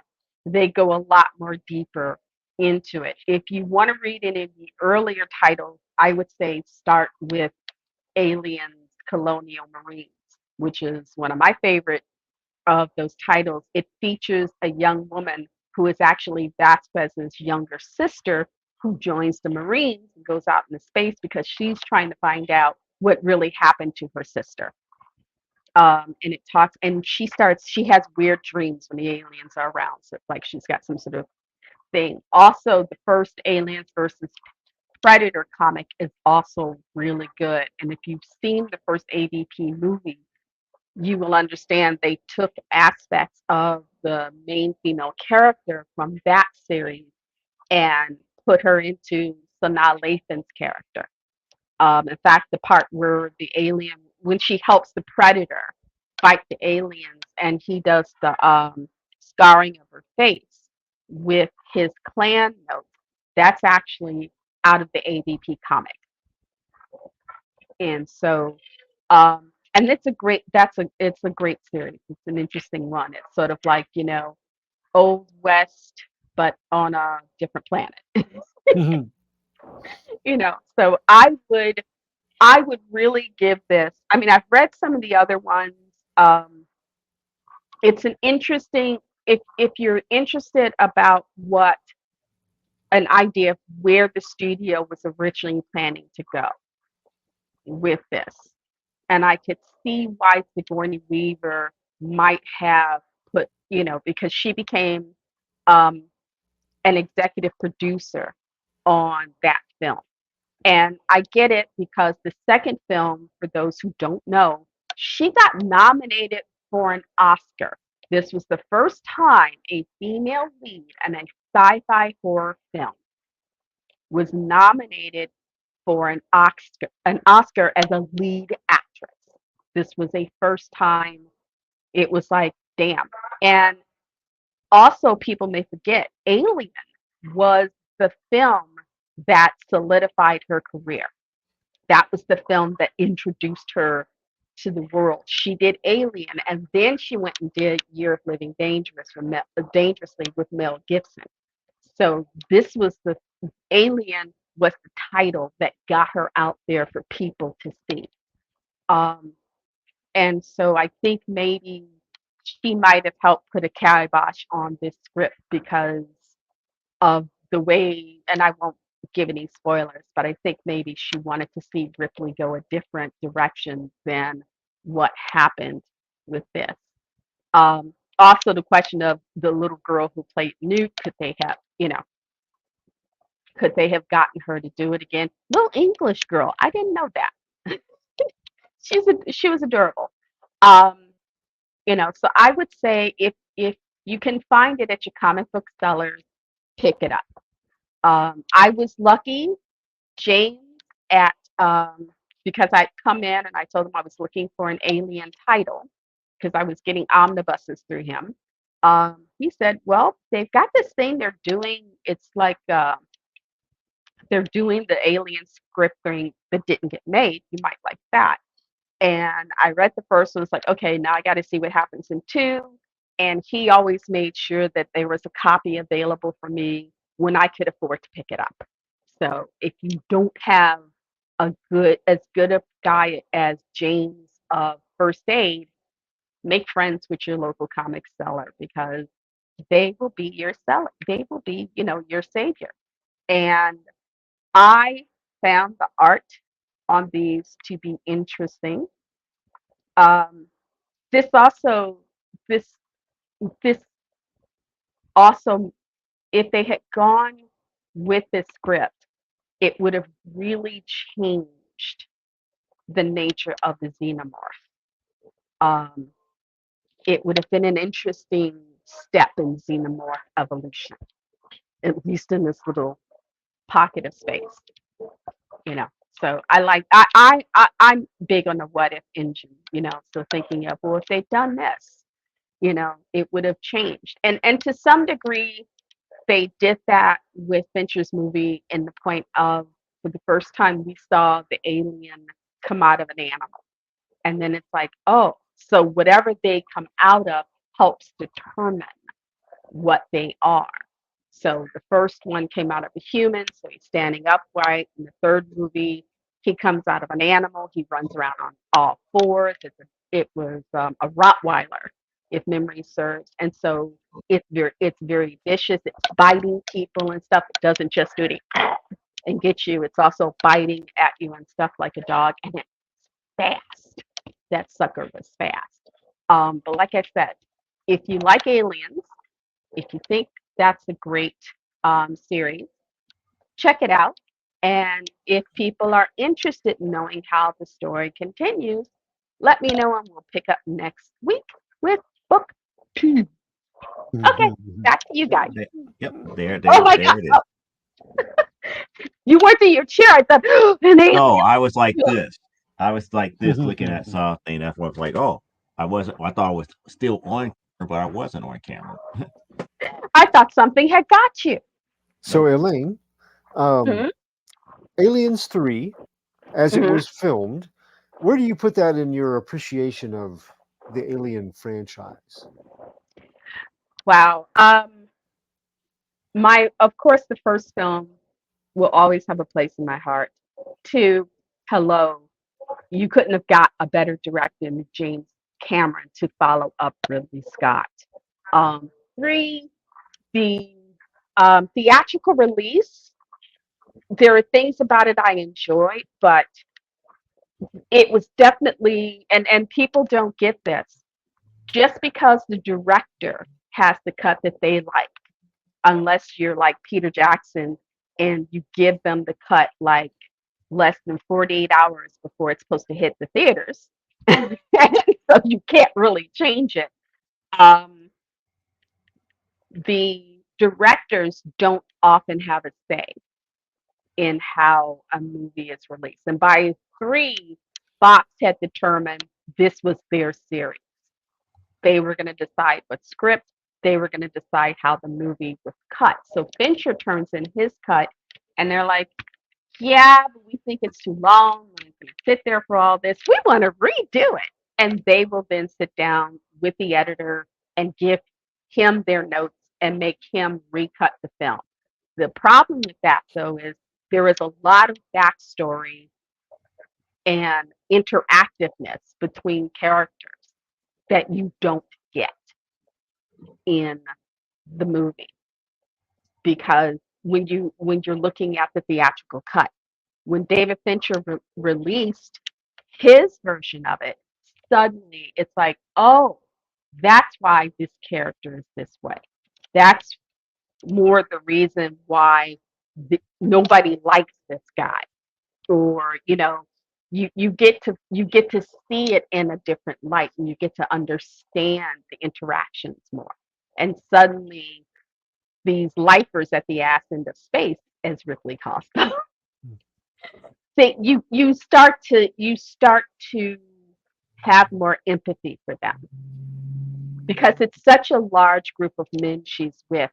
They can't focus on every little character, but you get a better idea of the overall nature of this group and what they've set out to achieve. It's like, okay, we are in prison for life. We're here at the ass end of space. We're in the lead works. We're not asking for much. We just want, and they're hardened, horrific criminals.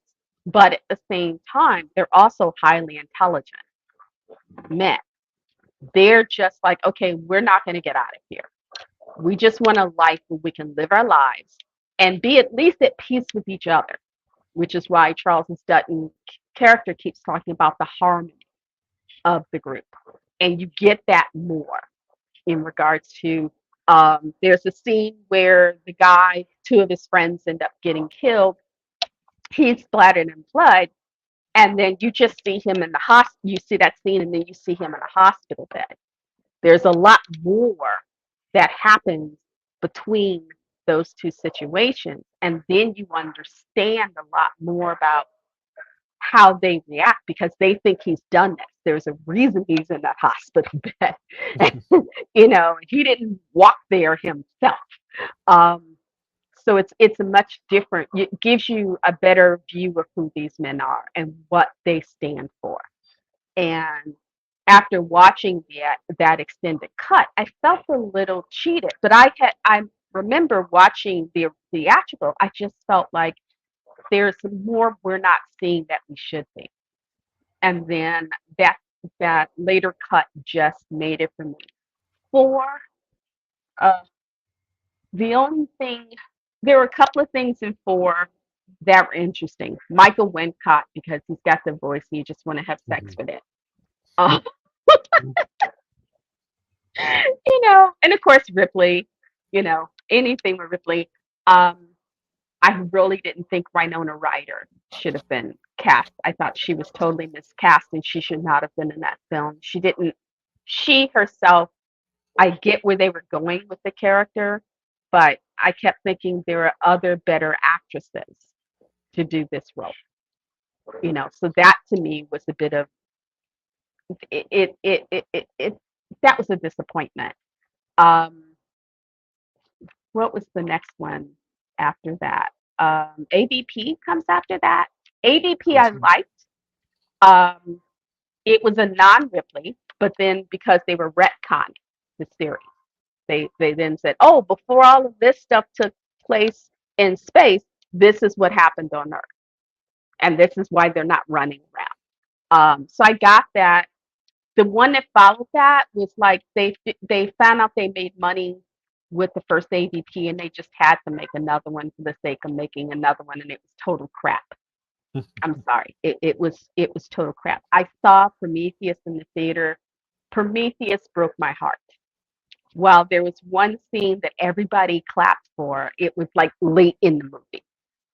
And I won't spoil it, but it too, and I get it. Ridley Scott was trying to take back his IP and redo it, but in my opinion, by that time, it was a little too late because Dark Horse, anybody who's followed Dark Horse with their alien series, they've done a phenomenal job and they've created this entire lore, giving the creature a scientific classification and whatnot. And they've taken you through all these various stories with the creatures.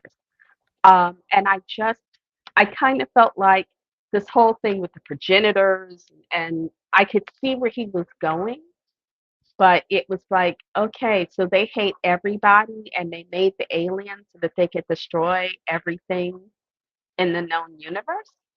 It was like, okay, what? Somebody woke up on the wrong side of the bed. I hate the universe, man. I hate life. We need to destroy all life. And so that nobody can come back and put it on us, we'll kill ourselves too. Right. Okay. That, to me, there was just so much about Prometheus that didn't make sense. The android with daddy issues. And there was so much, and I could see where Michael Fassbender was trying to accomplish with what he was given, but I just felt really disappointed. And I felt even more disappointed with Covenant. And so it's like, oh, please, no more. Just can we die? I've seen the trailer for the new one that's supposed to be coming out. And it looks interesting because it feels more like they're going in the way of Aliens Colonial Marines in regards to it's back on the spaceship. Here is the script. It's not the Colonial Marines per se, but it's giving more of that. These guys that have no idea what they're in for are about to get their butts kicked in the worst way imaginable. So it's like, okay, I might, it's like I don't know if I'll go see it in the theater, but I will definitely, once it hits cable, if they give me another $6 off coupon, I Mhm. might catch it on Prime. Mhm. Otherwise, I'll wait till it gets to Netflix. Right, right. Okay. Yeah. Yeah. Did you like any of the Aliens films? Well, I was in high school when the first movie came out, and I thought it was a great horror movie in space. Yeah. And I loved the H.R. Geiger designs and the artwork.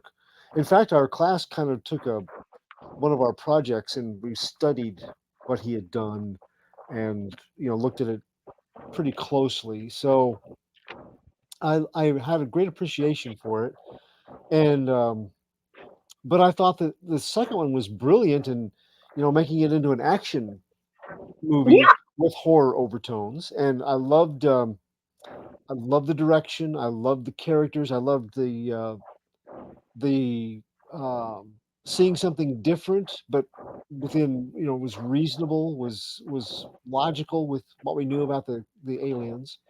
Um, and I got to admit, I did like Alien versus Predator, but with number three, when we find out that Newt um, doesn't survive the the um,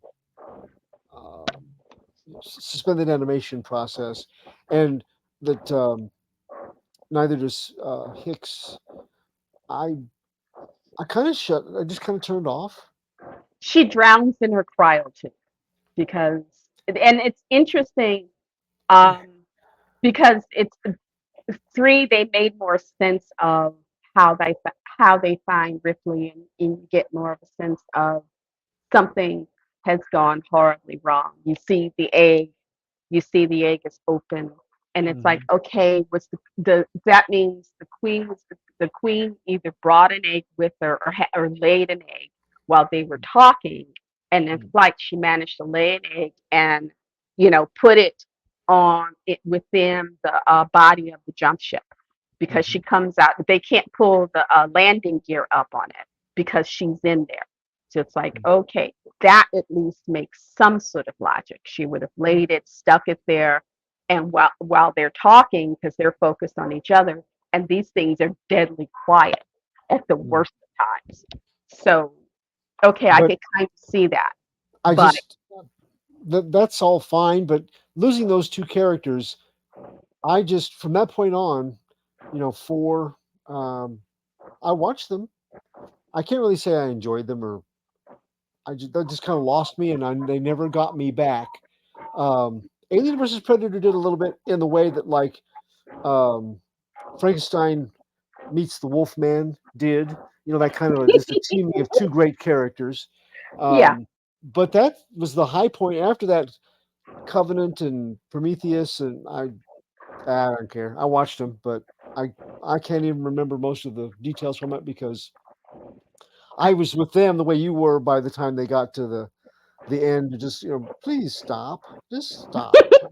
the one Predator I've seen that I liked um, since the first AVP Mhm. is Prey. Prey is quite good. I was Prey was impressed. Yeah, amazing. yeah. I watched it with a friend and she wasn't sure she really wanted to watch it. It's like, oh come on, we're gonna watch it. Mhm, This is and it's like, okay, this is if the Hispanic chick had been the one with the brains and had not got to the chopper. mhm, And Arnold was gone and she had to take care of this thing. I just thought that character, I loved her. mhm, And what I loved about it is I loved her. I love the fact that they did a version in the in their language.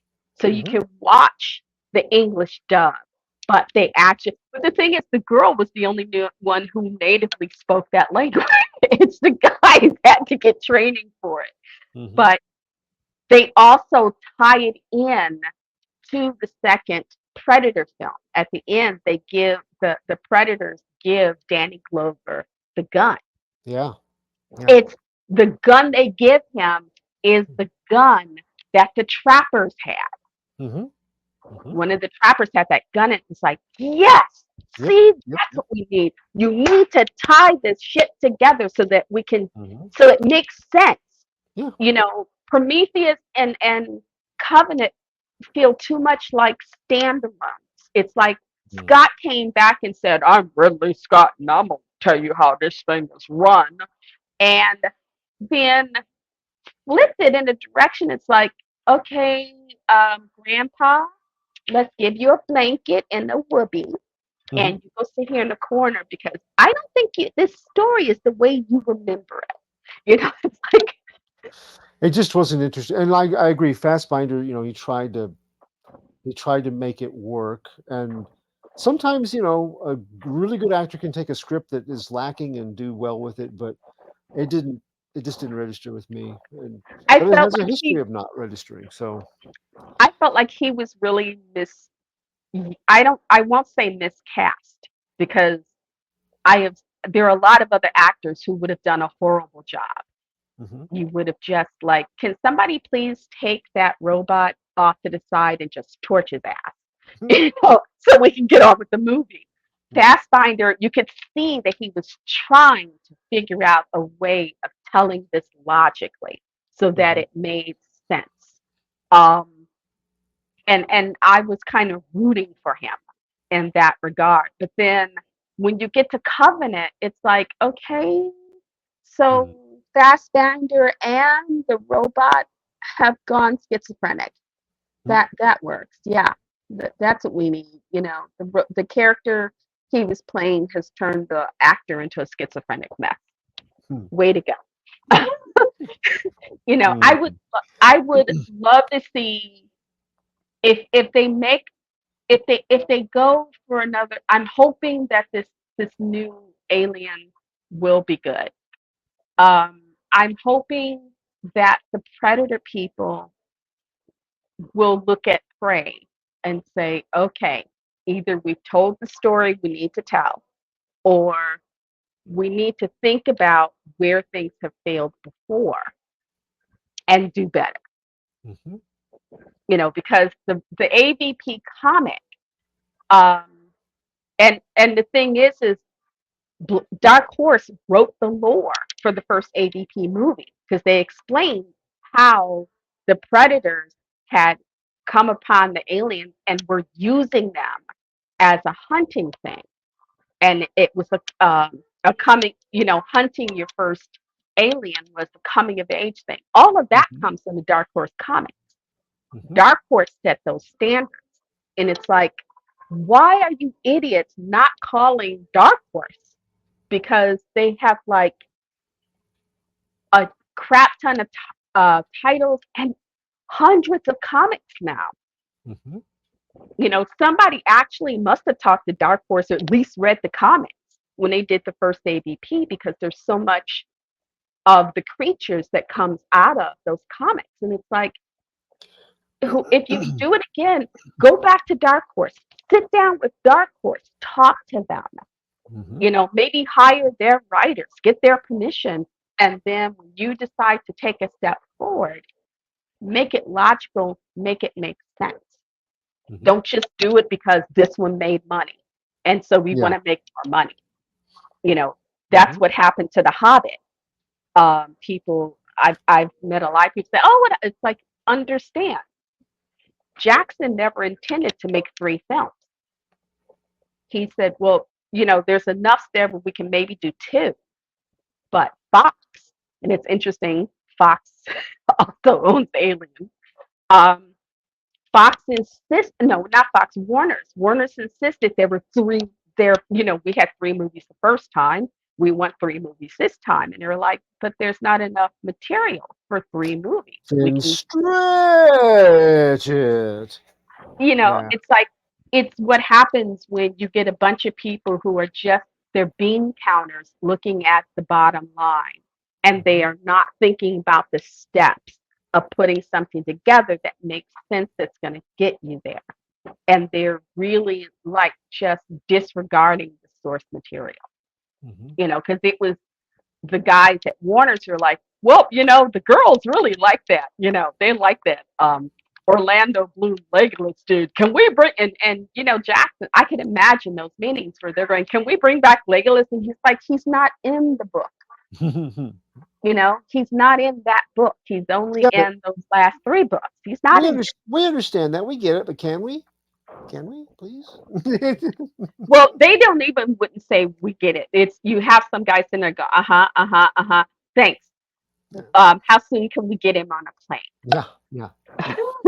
So you tell them why something doesn't work, and then they sit there and they nod and they smile and totally disregard Do it. it anyway. Yeah, do it anyway. Yeah.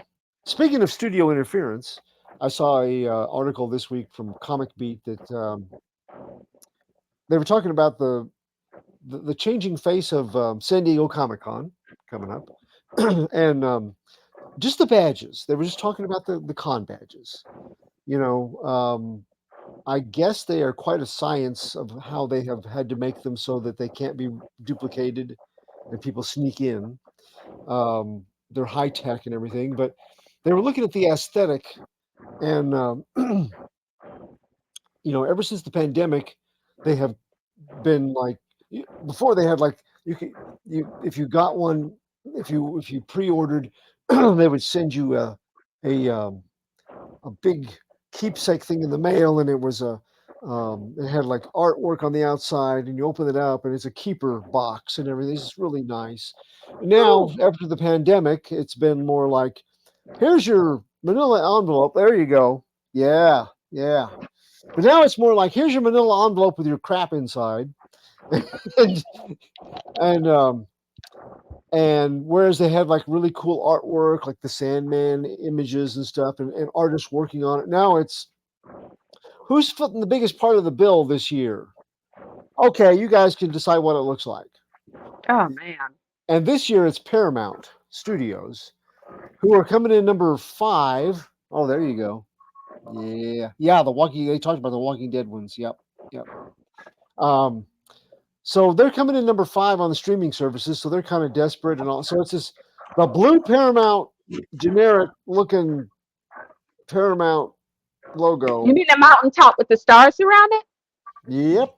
With the blue, just the blue, blue and white, just that. And it's a mountain of entertainment is their logo. But yeah, it's this sad. one actually had like a card, but the thing that they have to make certain of is this barcode that's in the back. They scan that each and every time you come in there just to make certain that it was a legitimate bag. Mm-hmm. I love going early. I'm sorry, what? I love going early because, it was kind of like being a VIP. Mm-hmm. So my goddaughter and I, who was working as my assistant, we would come early, and the first day they made us walk through the machine.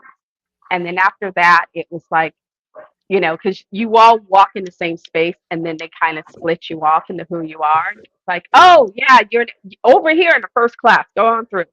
And that was all I had to do. Was like, the only thing is if you have to walk out for any reason, you have to go through the whole thing all over again. Mm-hmm. And I get why this year it was even more so, and they were looking for. It was interesting because they were targeting white males at Chicago. I don't know if you noticed, Joe. They were pulling over quite a few white males to scan their stuff, and you had to walk through the machines and whatnot. It's like, oh, okay, they're afraid that because they were afraid. I guess there had been threats put out at the cons by MAGA, for our wokeism, and so that's one of the reasons, because they, there were things out talking about how yes, you would see the cops coming in, but there were a lot of plainclothes police people also patrolling the con itself. But I thought all of that was a result of what happened in, what was it, WonderCon, just before the pandemic. Not just before the pandemic, the year before the pandemic. So in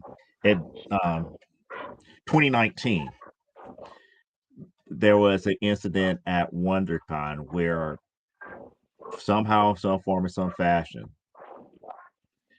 they had an individual to come into a panel with a weapon. And Ooh. when I say a weapon, because of way social media is, I can't say the type of weapon. But I think we can figure it out. Right. And again, it changed everything with security because they tried to figure out how did he sneak that said weapon past everybody. How the fact that he got that close to whatever celebrity that there was, and the amount of people that they were around. Because that following year, that what Repop did for 2020 was like the, well, I wouldn't say that, because of that. 2019 was the very first year that they forced people to go through metal detectors and everything at C2E2, which was something that was never unheard of before. It used to be just random pat downs and everything. They made everybody go through. The And first, we went through the first day, and then after that, they would see us coming and go on. But there were also things in the news that threats were being made because there were concerts that, people had gotten a little overly rowdy at, and threats were going on against Taylor Swift, and they were talking about Coachella and whatnot. So, um, I think it was a better safe than sorry maneuver. So and it made me sad because it's like, geez, it's nerd life as hard as it is. well, And it's when you've been at a convention where you had actual CPD arrest people for mask mandate in 2022, okay. just because again, they specifically state you have to follow these regulations, because again, this is a public forum. You just cannot arbitrate. It's like people who's like, I'm going to do what I'm going to do. It's like, guess what? If you're not going to follow this, they will escort you out. Yeah. Like, oh yeah, what security is going to escort you out? Okay, Chicago Police Department. And even that's this year, security. Okay. and even this year, there was, because of the amount of alcohol and stuff that was being served here, there Oh was my a goodness. lot of people getting escorted out by plainclothes officers, There were left guys and who right. there were idiots who showed up. In fact, I think Joe, if you remember, I pointed them a family group out. There were people who showed up, and you realize the only reason they came was to drink beer and make fun of make fun of the nerds. And I'm thinking, for what those tickets go for, Yeah, you that's can a find that's a something better to do with your time. And this one family were at this big booth directly across from us, and they're standing there looking directly at us, whispering to each other. So I was sitting next to Joe, and I said, and I was enunciating so they could see that I was talking about them. It's like, isn't it interesting how people just show up and stare and talk crap about people and don't even have an idea of what they're talking about? And eventually they got up and they moved. But there were a lot. No, the reaction was, it's like, at first they kept talking to themselves, to the one person overheard her, and then they got wide eyed. It's like, okay, let's go. And that's the person like, yeah, let's go. That's a very expensive. That's an expensive hobby to just nerd shame. I mean, those tickets are costly. I can't imagine somebody doing that just for numb fun. to it because of the simple fact that I'm one of the few artists that is up in the front, publishers that is up in the front. I'm not an artist alley. Yeah.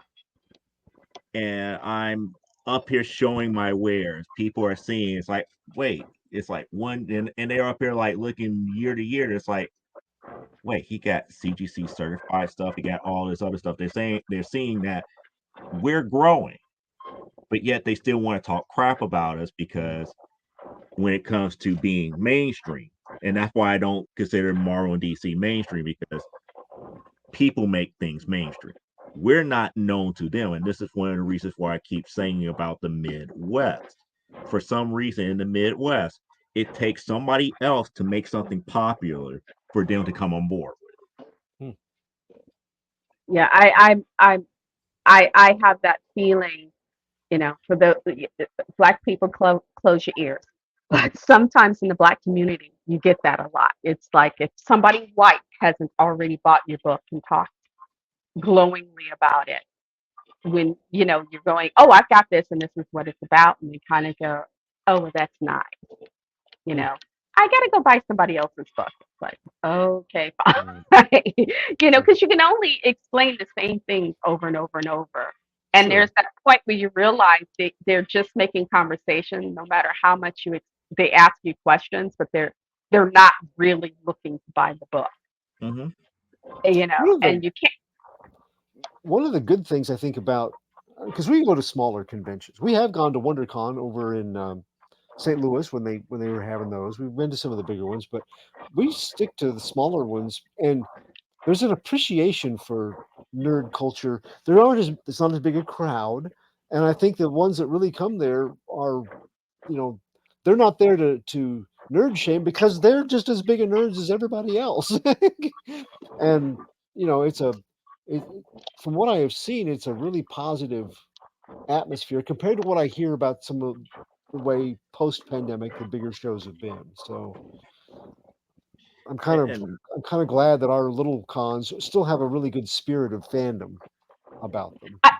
Also, a that I lot of kind of agree with. I kind of agree with, but not. Okay. And my experience is smaller cons seem to like the medium a lot more, Hmm. but it's geared towards locals. Because if I travel, if like I was telling you before, if I travel 6 hours to go to the smaller show, Hmm. and I see that people are really into it, this, that, and the other, but yet no, once they find out that I'm not local, that Uh, sale goes okay. away. That's interesting. Because again, in most of their eyes, I might be a flash in the pan Hmm. in that Okay. aspect. I might be here 1 year and may never ever come back. And if they have not heard of me or not as popular, it falls on deaf ears. Hmm. yeah. And that's part of the problem. And to me, that's the bigger standpoint. And people, and like I said, I know that a lot of those that favor small shows and think that I'm, talk bad about small shows. Like, no, I'm all for them. But I also know that trapping is. I also know the trappings within smaller shows because even when doing smaller shows just in the suburbs of Chicago, the Hmm. same thing happens. Hmm. It's like Yeah. the more local you are, the more support that small show would have for you because the Right. people will see you more often. Right. And my experience is just from not selling stuff so much. Ginny sometimes has sold craft things at shows, but mostly mine's not selling stuff. It's just to go and attend and listen to the talks and that kind of thing. So different perspective. But yeah, that tracks. I could see what you're saying, Joe.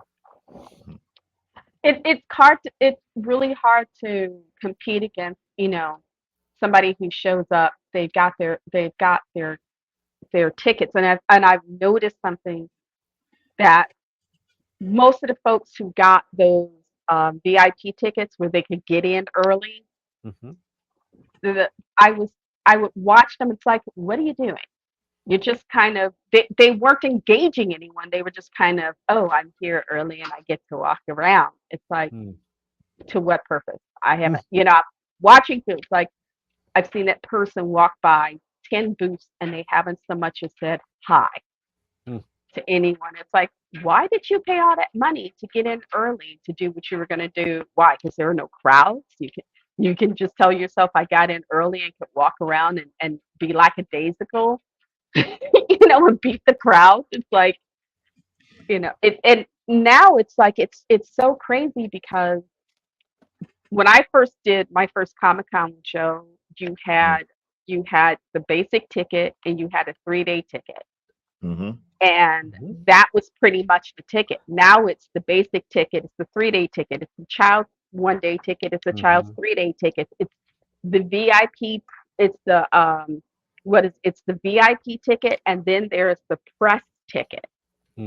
You know, it's like there's like Professional 5 or ticket.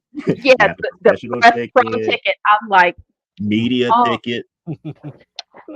there's like all these I can different keep tickets. going if you want me to. But what cracks me up is it's like, okay, you have all this press who get in early and then they don't talk to anybody. Hmm. You know, I Weird. saw a few press people and they were just doing what the other VIPs, they were just walking around.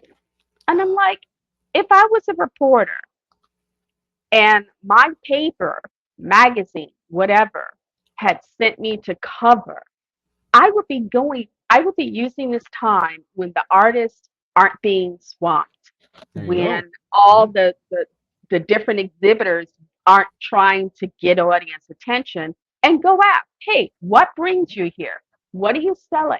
How long have you done this? You know, do you see? I mean, I would think that would be the time to go ask all those important questions, you know? Only, and it's funny because it's like, why are they getting in early to do nothing when, you know, I see the YouTube videos and I tell friends, oh, you want to see what you can see in terms of Comic Con? Just, you know, watch the YouTube video where they take all and it's interesting because they get the people, I've realized there are people who come, they never come in. They just stand outside and get their pictures and their videos, Mm. you know, and I'm like, you spent all that money to get here. You're sleeping 10 to room and you're not even coming on the floor. Hmm. That's weird. Just in the hope that somebody will get footage of you so that you can end up in a video. Mm. You know, it's like there's this whole new industry now of I call them the professional cosplayers Mm. because they show up just to get their pictures and their footage on that YouTube because I know there are several people that I guess ReedPop has contracted to do like the official cosplay videos that come out. Well, Mhm. And you know, and there's I'm not going to give away everything that I know, but yes, you are correct on that. There are certain I want to call them outlets that they do contact each and every year that deals with cosplay, that deals with gaming, that deals with writing, and every so often certain crafts Mm. and tattoos. yeah, That's a given. They contact them and just make certain that they're to see if they're available and whatnot. because I've noticed when I see the videos, especially for here, I'm going, oh, okay, that's an area that you're not coming up.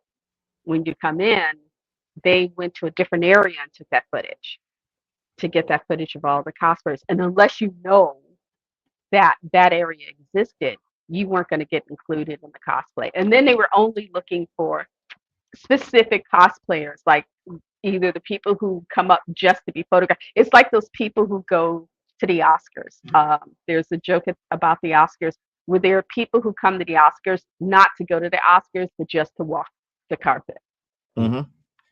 They will, if certain celebrities, they haven't gotten a job in a while, but they can get a dress and stuff, they'll walk the carpet because they know that if they can get on the carpet and talk to someone might notice them. And then they get up to the door and they get told, oh, you have to leave. So they come around the back so people can't see that they got turned away at the door. But that's kind of a little industry in itself. It's just okay, I'm not working. I haven't been invited, but I can walk the red carpet and maybe get noticed. And it Remind kind of people that I'm out here and available for work. yeah, Right. Yeah, Type deal. makes sense. But she's right about the media because the media has not been covering much anything. And the thing about it is, as much to my chagrin, it's becoming more about celebrities and it factors of what is the next biggest thing as opposed to what is popular in comics, what new story is coming out. Because I'm looking at the decades of like the 80s and 90s and 2000s versus 2010 and 2020 so far. Mm-hmm.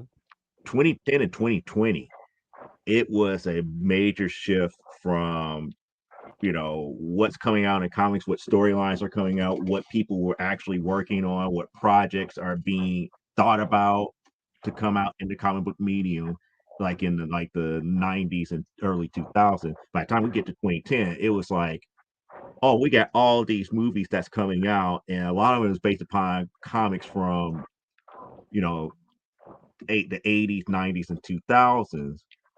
Nobody was focusing on the newer stuff that was being pushed to the back burner. And then I should have known the writing was on the wall when Marvel and DC was giving out, new. When I say new comic books, we're talking about books that came out that same week for free Wow. Wow. at shows.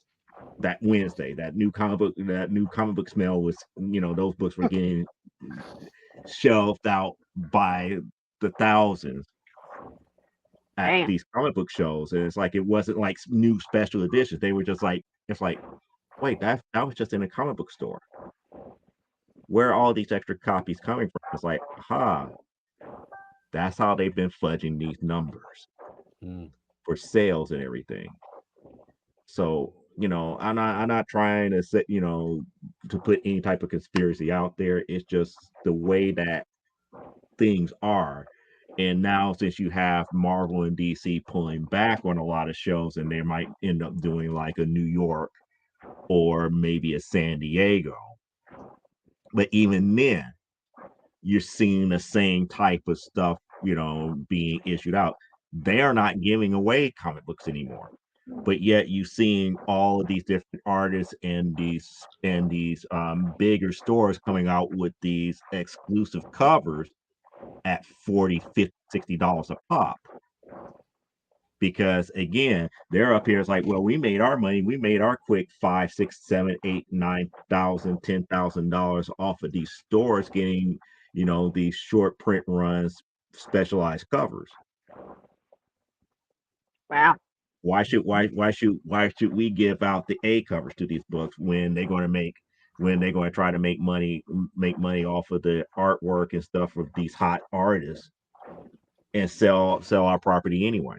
Right. We could just go ahead and deal with what the next movie we're coming out with and everything, and not address what new stories are coming out and who's working on anything. Yeah. We could work on the stuff that will make us billions of dollars instead of millions of dollars. I mean, that's the game in the bigger scheme of things. But I know, Chad. I hear you, because we have the nerds call. And then we have, like, here in New York, there are a lot of dude bros that go to look at the skank girls that dress up in cosplay to be half naked and have never seen or read anything related to that character. Yeah. Oh, I've seen that happen a lot in San Diego. And you'd be surprised that a lot of the people that cosplay have actually been actors and actresses in television. But you would never know until after you bump into them. Oh wow. So Yeah, they so do. people will be like stalking and everything, but then they find out, it's like, wait, you're actually such and such from such and such. It's like, yep, that's her. The only one of the reasons I've always wanted to go to San Diego is because there are a lot of LA-based actors that would just show up because it's close by. What's his name from Firefly? I still remember the year he was. At that time, he was very active on Twitter, and he had not been invited, but he was like, "What if I go to San Diego and just whip that place into a frenzy?" We're like, "Yeah, sure. Let's go see you do it. Take pictures. Bring us, bring us back them receipts, dude." That was the year he was, because fans were trying to convince the studio that he should be Green Lantern, because he had voiced Green Lantern in the animated. I don't know why. I can't remember his name right now. Nathan Fillion? Huh? Nathan Fillion? Yeah, Nathan Fillion. That was the year we were pushing for Nathan Fillion, because he had voiced it in he had voiced it in the animated. A lot of the fans wanted Nathan Fillion, and instead they picked Ryan Reynolds. And I knew that was immediately going to be bad, no matter how good a job Reynolds done, because the fans were trying to say, "This is who we want," Hmm. you know, and the studio didn't listen, but I think Ryan Reynolds kind of learned a lesson. I'd say. It's like if they're saying some other guy's name, stay out of the fight. Go find something else to do. And of course, he since has gotten up and made Deadpool his own. Mhm. You know, and that's great. But I felt sorry for Nathan Fillion because it was like he had really wanted to do the part. He had voiced that character. He knew the character. He was a fan of the books, and the fans were behind him. And it's like that has to be such a disappointment. But on the other hand, he's had 2 hit shows on ABC, so Mhm. he ain't starved. Right, Yep. right. It's true. And then it's like you're not a local, not selling to the Blink fans in the East Coast. Pass. She's being sarcastic there. We'll always admire the Flash Dancers. Dancer show. Have you ever seen it? Yeah, flash mobs are weird. Oh yeah, yeah. They are weird, but when you see it in action, it's like that's not something that you take lightly. That's months and months and months of practice for them to get Yes. it down the way that they do. I've only seen film of them. I've never been at a place that had I don't think that had a flash mob, but I really appreciate the choreography and the time commitment that they have, and that kind of performance it's just amazing to me. Have you seen the latest Apple iPhone commercial? Mm-mm. It's on YouTube. Okay. It starts, you hear this guy going, Leia, Leia, and he's calling for his cat. And he's Okay. dressed as a Mandalorian.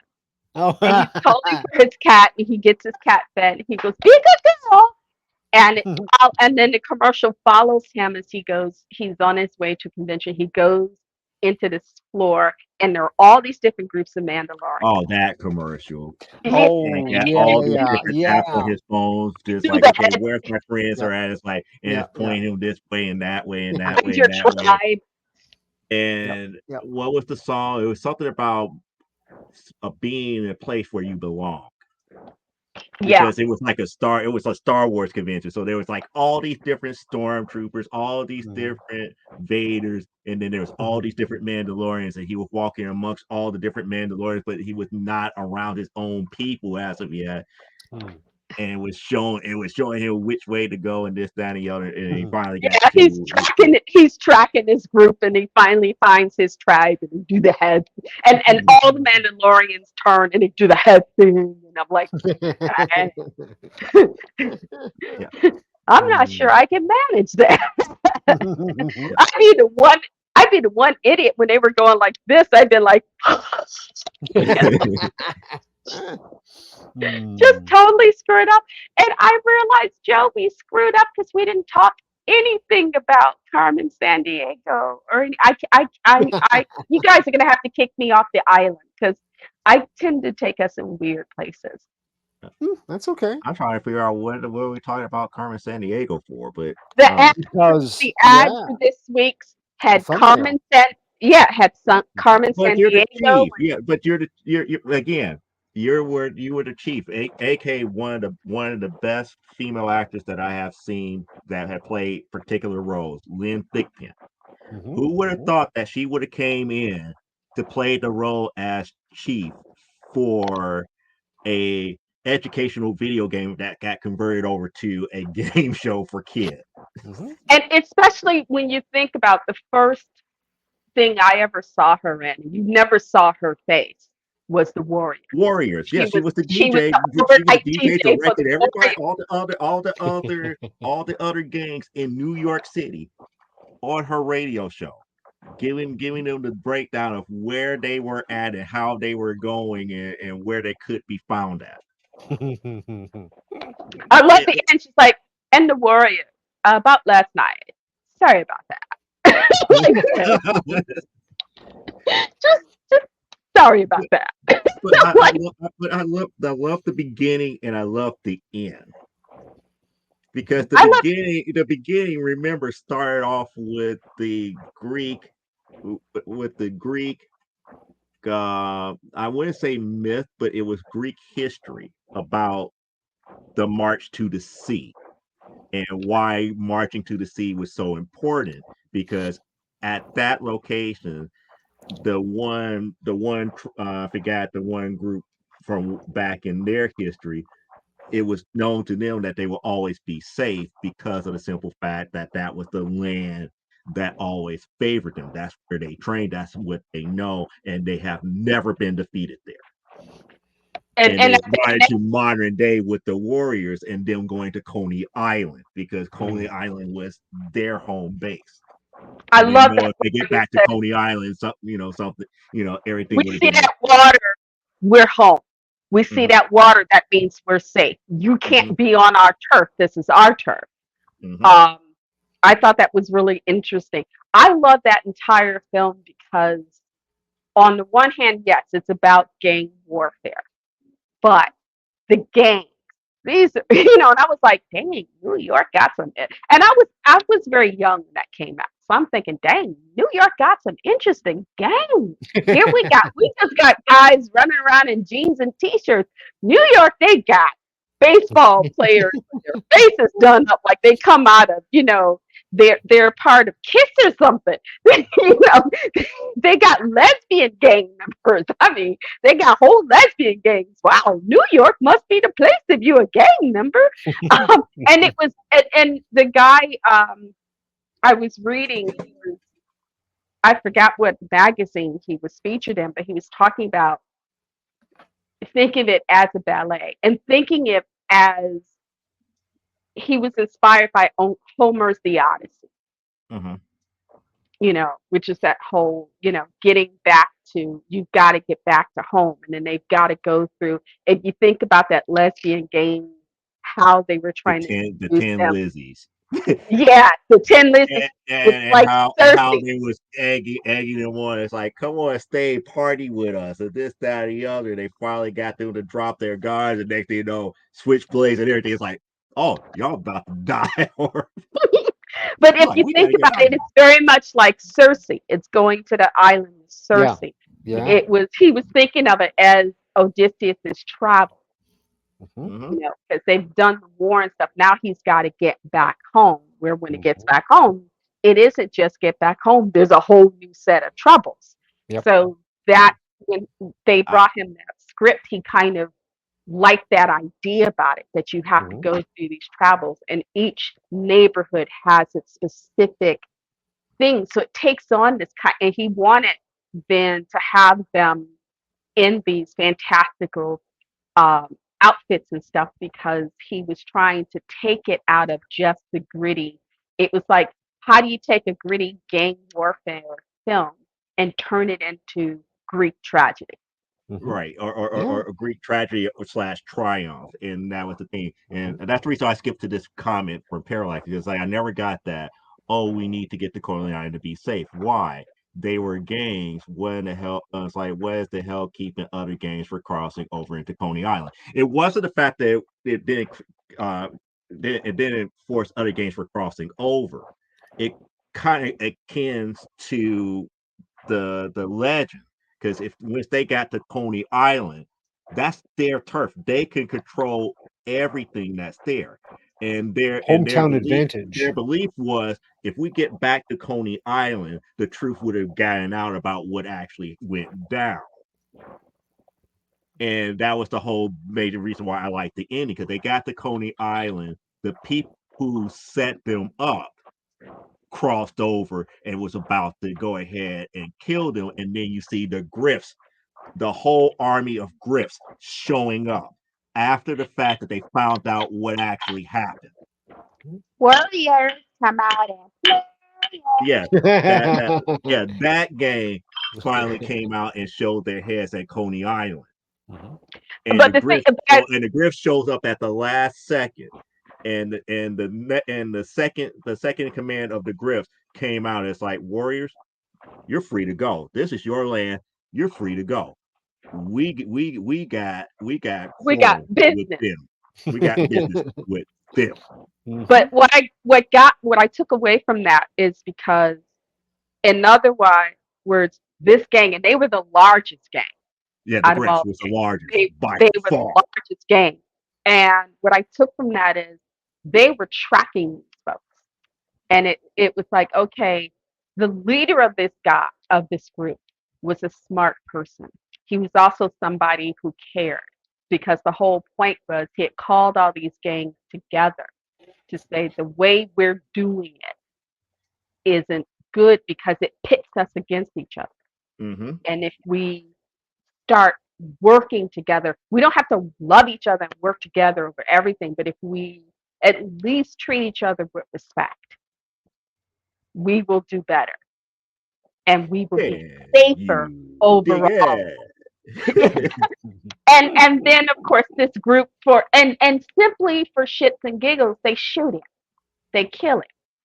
And so, but it was like, okay, so whoever now is the second in the chain of command for this group is sitting there, he's watching, he's paying attention, he's having them tracked. Because they knew exactly where they were. So it was like, okay, they were ready to get him. But he's like, wait, let's listen to what gets said here. Oh, okay, now I know the truth. Yeah, no. Warriors, thank you. You helped us find out what really happened. See y'all later. Come here, baby. We need to talk. It was okay. It was nothing that they could do because they were surrounded. That was Yeah, so important about Coney Island because with the water being on one side, there was nowhere else to run. yeah. They could make their last stand there, just like in the Greek tragedy. Mhm. I shouldn't say tragedy. It was like tragedy and triumph at the very end. But Right. once they was at the sea, there's nowhere else to run. They could make their final stand. Mhm. But by that time, the truth would have came out, and they would have ended up having reinforcements there.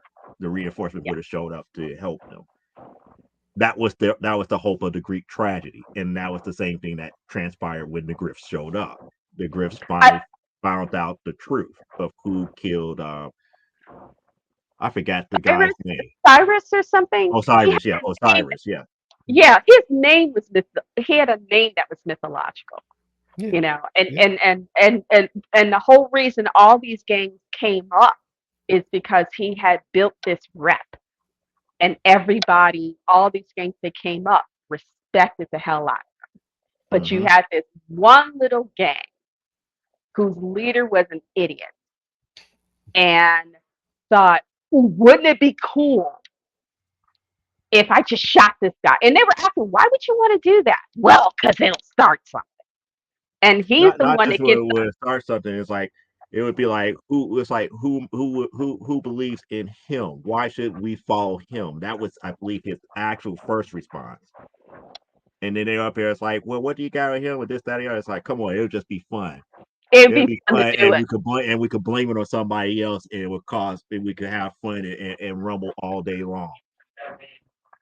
So it was like he was And they went waiting. along with it, and they went along with it after he said that. But no, originally he's like, he's not the one to lead me.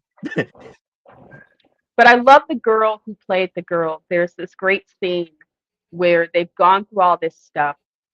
They're on the train going back to Coney Island and they're beat, they're tired, they're exhausted. And they're sitting on the train and a bunch of well-to-do kids get on the train. I guess they've had a prom or something. They're in pretty dresses and tuxes and stuff. And they look at this group, and they're like, ew. And one of the girls drops her corsage and they immediately go to the next car or whatever because they want to get away from. And the thing is they're not bothering them. They're just trying to breathe and regain what strength they can because they know they may have to fight when they get off this train. Or somebody may jump them when they're on the train. They're just trying to take this one little moment to themselves. So they're not bothering these kids. But and you could see if you were looking at them, oh, they're tired. They're not trying to mess with nobody. These kids are tired. And they're like, and the one girl drops her corsage, and the guy, he picks it up and Mhm. he gives it to the girl. And I love that because it was his way of saying, you have value. You're as valuable as they are. Because she is I forget at what point She she was the sister to one of the so-called gangs that's called the Misfits. Because the Misfits was not even recognized. Because remember, Lynn Thigpen called the Misfits minor league. They were not even in the Mhm. same they realm as shouldn't the other gangs. they weren't even supposed to they shouldn't I think she had said something like they shouldn't have even been allowed to be there or something like that. Hmm. Um but and I think she had been accused of being, a prostitute or something like that. Um and so when she was first with them, because she realized that she got separated from her group, Hmm. and she had to get somewhere safety, and she realized, well, better I will live longer with these guys than just out here on my own. Hmm. Um, and she proves, and at one point, I think they get into a fight, and she, instead of, I love the fact that she was, she She wasn't, helped them outrun the police, if I remember correctly, she in the helped them, subway. she helped them outrun the police. At one point, they get jumped. She grabbed the bottle, smashed it, and was like, "No, we go. If I have to die, I'm going down swinging." So she wasn't your typical help me while I'm here in the corner and you guys do all the fighting. Yeah. She was thinking. She was street smart. She was capable. Um, and she was not this like she wasn't the back down type of girl, and she also wasn't the usual gang girlfriend. Hmm. I love that because it was such a standout role. And it's so funny because the girl who played that then went on to play she was in a sitcom with the guy who was Ted on Mary Tyler Moore show. He had a tit after he did. Oh, Too Close for Comfort. What's her Oh name? yeah. The one that played opposite of Lydia Cornell, the other daughter. Yes, Ooh. she was on hit after he did Mary Tyler Moore, and then he had Too Close for he had Comfort his with Jim J. Bullitt, Lydia Mhm. Cornell. I yeah, forgot her name. Ted and Knight. Yeah, Ted Van Knight. Was Yeah. Ted Valkenburg. Knight's daughters. Yeah. Yeah, Van Valkenburg, I think was her last name or something like that. And I remember I felt a little, and she was good, but I kind of felt disappointed because it's like that role, you could see she was putting her all in it. She was working her ass off. And then it was like, yeah, just so she can go play Ted Knight's daughter and mug it up for a few laughs. It's like, well, okay, it's a paycheck. And There you go. then that show ended, and it's like she kind of just dropped off the Disappeared. map. Hmm. And it was like, to me, it was very sad because I had loved her in that movie. It's like, oh, I want to see her keep working. Who knows what she'll, do. And it was like, oh, you know, but unfortunately, for a lot of women on those shows, um, it's when you're not you're just the wife or the daughter, you don't, unless you have a breakout performance, Yeah. you really don't, you get that show, you're pretty much gone. Because it's like the girl that was what's her name? She had the girl that got Moesha, the singer who got Oh, you're talking Moesha, about Brandy. Brandy, and Mm. then they had the spinoff of the Parkers. And then, but after the Parkers, the girl who was the lead in that series, she kind of just disappeared. I haven't Well, you seen have to her. understand, Countess Vaughn actually got her start with 227. Okay. She So was very young then. she She was was a a little kid. kid. She was a kid. Yeah, Yeah, she was a little kid. but it So it's was, like you had Regina King and her together in 227 because Regina King was, I believe she was either like in her like 1920 or a little bit older, but Countess Vaughn was no more than about like 8, 9 years old at yeah, Alexandria.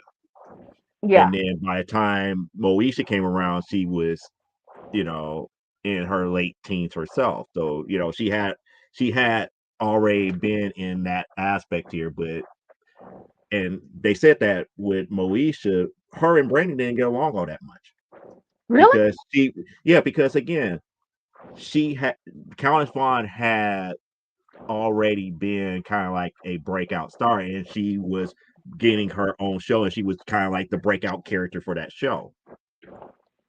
And there was She more was and the more stuff Jack. being written for her than for Moesha, Brandy at that point, her own Yeah, show. Countess was like, she was the Captain Jack of the Mhm. show. Because if you think about the Pirates of the Caribbean movies, that was supposed to be Orlando's Bloom starring Big. And then they cast, and I get it, Gore Verbinski was a fan of, Johnny Depp's and had wanted to work with him. But it was like, you really have to think about when you're casting the way your cast is weighed, because if you cast this guy as the lead, and then this guy who's supposed to be the supporting actor, just like shine, you've kind of shot your lead in the foot. It's like they need to start it's like everybody should be calling Peter Jackson on how to cast a movie. Because at least, make sure, no, seriously, because it's like make sure your characters are equal.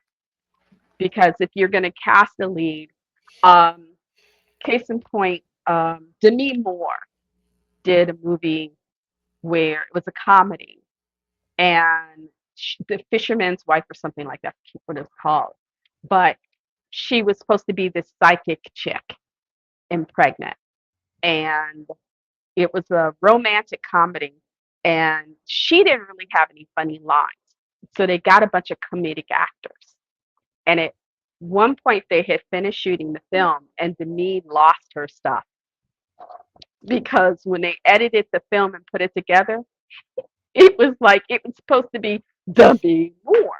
But with all these great comedic actors, it was just Demi Moore. Well, They just they took the they shine off that apple in a second. well they needed to cast it more like what I consider a good casting, only because of the nature of the movie itself. They need to do meet the like the casting for Meet the Parents, where you got two different cross sections meeting up for a comedy. Because who would think um, the Nero and Stiller will work out the way that they did. Yeah, but the thing is also they were equal to each other. If Uh, you think about the performances they put out, and they were able to play off each other in regards to their differences, in regards to who they were and the personas they had built up. Um, and so no one, they don't know, unless they have a scene where it's required, they're pretty much equal. No one truly outshines the other. If this one's up here, that one's up there, and their acting abilities are equal enough so that they don't feel overrun. One doesn't seem to be overrun by the other. This was like Orlando's first big movie was the Lord of the Rings trilogy, and then they brought in, and he was part of a group.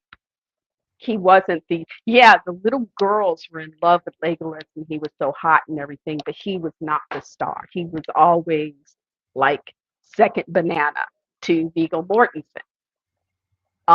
So to get up and say they're going to give him this extravaganza pirate movie, and then here comes Johnny Depp.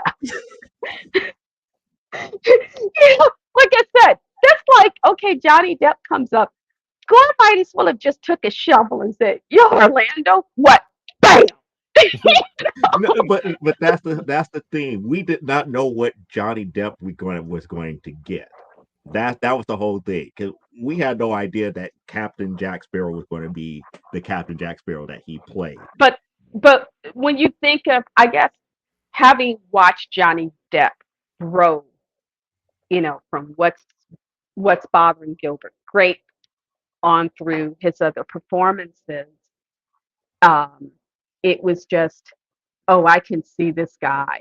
If he's because this was they and I could just see it. They wrote maybe a medium type character, but once Depp got in there and he started thinking about the costume and all of the, everything about him, that the gesticulating and all of that, and sounding like he's forever half drunk. Why is the worm gone is a favorite line in my house. Whenever there's something we enjoy having to drink and it's gone, you know, my household traditionally ends up plugging up their ears as I run through the house going, why is the rum gone?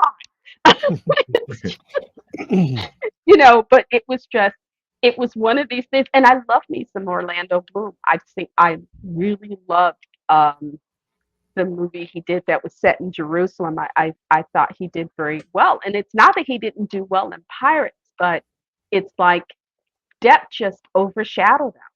And what was supposed to be his movie turned into Johnny Depp's film. And I thought was really brave of Orlando because he stayed with it up until that last film. He's like, okay, I'm done. And Kiera, because while Orlando's trying to find who his voice, and he's supposed to be, people go, oh, he's the second coming of Errol Flynn, Mm-mm. But that's how the publicity people were trying to make him. He's the second coming of Errol Flynn. That's the whole point of putting him in Pirates of the Caribbean. That was supposed to be his Captain Blood. But if that was the case, why didn't he not play Jack Sparrow? That's my whole thing. Because when I look at the Pirates movies was pretty much written as by the time we get to the second movie from that point on became a Jack Sparrow movie. That's what I'm saying. That's where the problem lies at. It's like, well, if Orlando Bloom was Jack Sparrow, would we have the same type of movies? Because Orlando Bloom's character was kind of like dry in a lot of areas too. Because to me, he was playing second fiddle to Keira Knightley, because Keira Knightley's role was to me more important than Orlando Bloom's.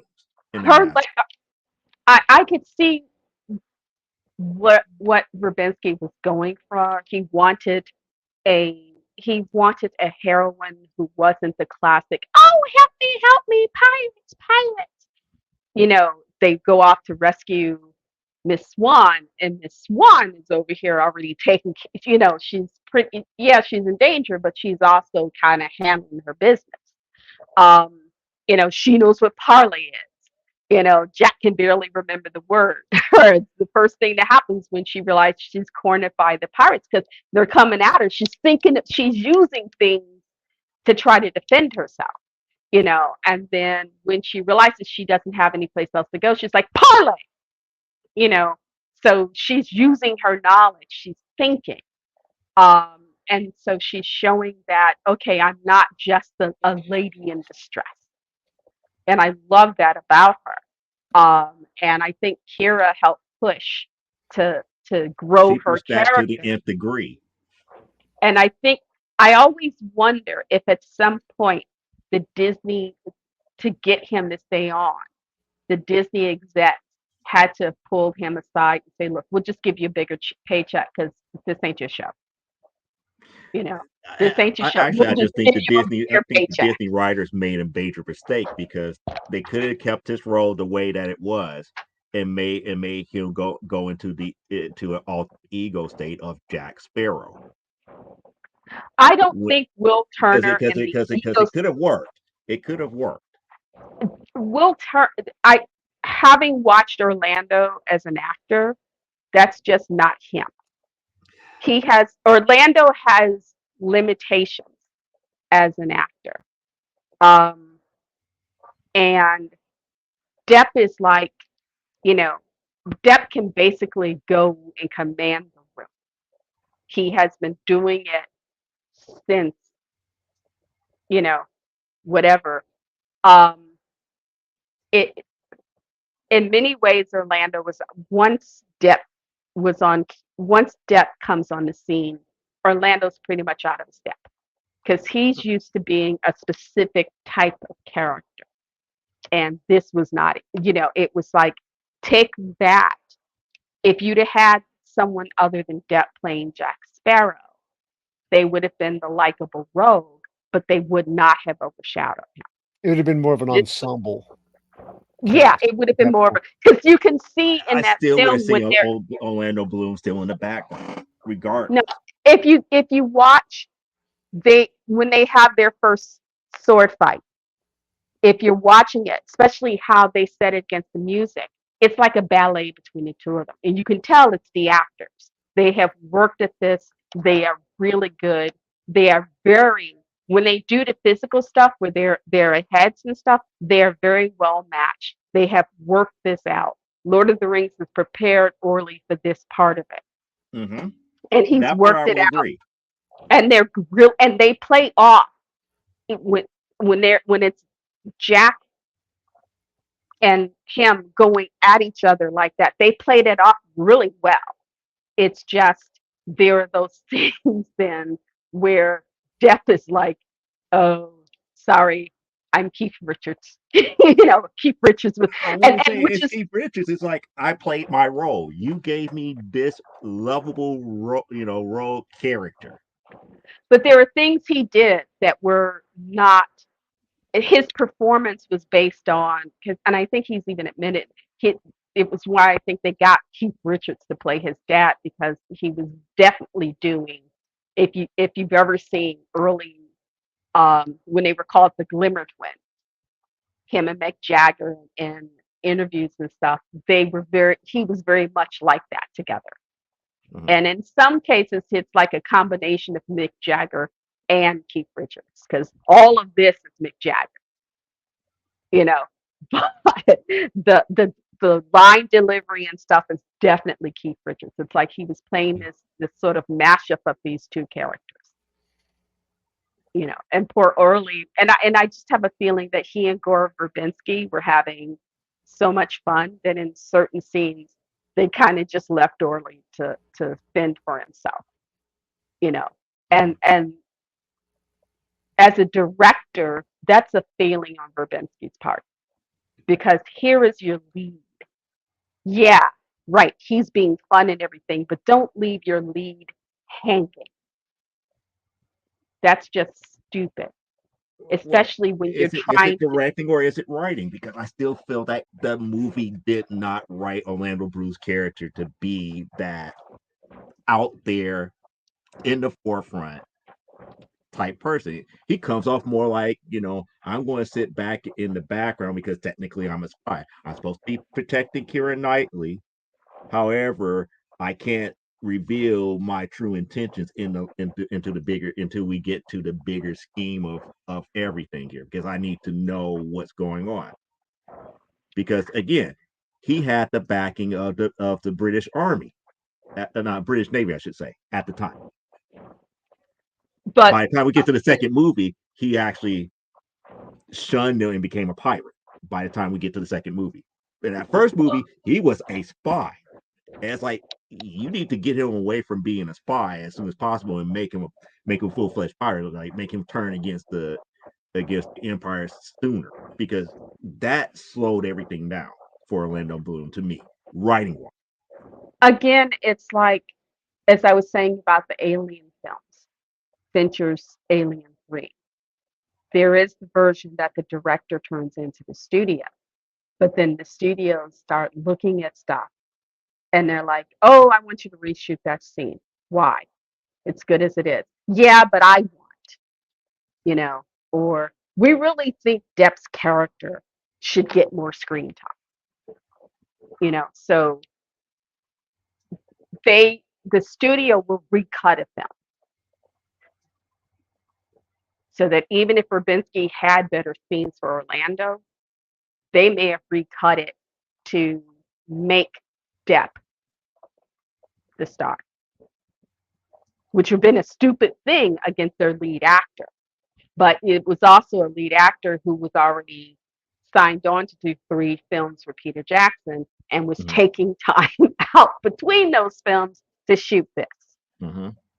So it was like, okay, there's some, and I've sat and thought about it. It's like there's some politics going on here because it's like it would be interesting if we ever saw a re-release, but maybe Gore Gore, Gore Verbinski shot a version that is more evenly weighted between Will and Jack. But the studio in the end may have decided, and Disney is, oh, my headphones are dying really quick. One of the things that Disney is notorious for, if you turn in a script that's about this thick to Disney, they will give you a note. They will give you notes that's about that thick. Hmm. You know, you turn the script in that's for every 1 inch of script thickness, they'll give you 3 inches of notes, most of which make no sense. But for some reason, for the longest time, that's how Disney did things. Oh, shut up, headphones. My headphones are telling me you reached your limit. Um, but I do know. So yeah, there are things that maybe the studio did that also you know, put Orly in a position that wasn't great because it only takes one. It only takes one development person with a beef against you to screw a film. If he can get his boss behind him, or throw his weight around enough on the set before anybody gets word of it, and they've shot so much and spent so much, it's like, well, damn, we can't go back now. You know, it's Now, happened before. now you're making me think about Wonder Woman 84, but that's a Mhm. whole nother story. Clyde, there's some information for you. Just bought an Uncle Scrooge and the Infinite Dime. Got one, Sir Clyde. Get it like in 3 weeks and at $2 under cover price Oh, for the that's first good. Uncle Scrooge story. Yep. Hmm. I didn't know Cool. about that first Donkey Scrooge story. I may have to go pick that up because my comic shop got several of them. They expected it to be a Mm. big hit. I read good reviews of it, so I may have to go pick it up. I might have to do that too. We're about to get into like almost the 3 hour mark here. So if you want to go ahead and do the reviews, Clyde, we can. Or if you need to go, we could just call it a night here. Have you ate yet, Joe? Oh yes, I'm fine. You good? I Okay. haven't. Okay. I Huh? haven't. Oh, No, oh, we need to go so you can eat. I need to go so I can eat because it was too hot to eat earlier. Okay. Well, And we'll just do my stuff next week. It'll be okay. All right. oh, All right. okay. I will not do my book next week, so you can do yours. Okay. All right. But mine was short, so we may still have time to do yours. So it's not a either or. It could be both. So we'll see. Yeah. We'll Okay. see how it plays Well, out for time. my headphone is almost dead, so I will Okay. catch you So guys. I love you guys. no, Love you, tell Leah. people where they can find you. X at Lens Copper One. Elaine Haygood here at YouTube. Elaine Haygood. I tried to change it into Lens Cap Productions and they won't let me. So it's Elaine Haygood. We're pretty much wherever I go. And lenscaponline.com is the website. Come by, leave a message. I'll write you back. Bye. Love Bye you. bye. Bye bye. And we got Clyde. Okay. Why is it? Oh, there it is. I'm about to say what There. happened to Clyde. Hey, I'm Clyde Hall, a self-proclaimed elder statesman of geekery, and you can find me at Clyde Hall or Radiating Positive Vibes with author Clyde Hall on Facebook. Um, and every day on Facebook, we try to make under those two headings at least one post to brighten your day. It can be stuff that's nostalgic. Sometimes it's looks at different kinds of artworks. Sometimes it's retrospectives of today. We did a throwback on cell phones that also had. Or no, not cell phones, regular telephones that were that featured very popular video game characters. So there's no telling what you're going to wander into when you look at my positive vibes posts. You can also find me on Twitter at CJ Hall 1984, or you can check out my Amazon authors page. It's right down here in this link. I am currently part of the online comic review crew at comicsbeat.com, aka The Beat. They have their own page, they are on Facebook, and they are on Twitter. And every week we do like a rundown of what you should buy this week and reviews of comics.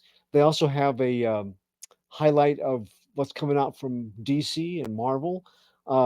And they have a lot of stuff with anime. So The Beat is a great place. It's one of the places that's actual comic journalism. So check it out. You may become a beatophile. You may have to make The Beat your weekly habit. And it's news. It's not just clickbait, but it's actual real journalism. So the reviews and the interviews that you see there are top of the line, and it's kind of rare to have that anymore. So um, in my spare time, I'm an independent award-winning author and a contributing writer at Stormgate Press. Their newest short story anthology is The Lost Adventures of Captain Hawkland. It's right Volume here. 2. There it is. Yes, into Volume 2. Volume two. You have Yeah. to emphasize Volume 2.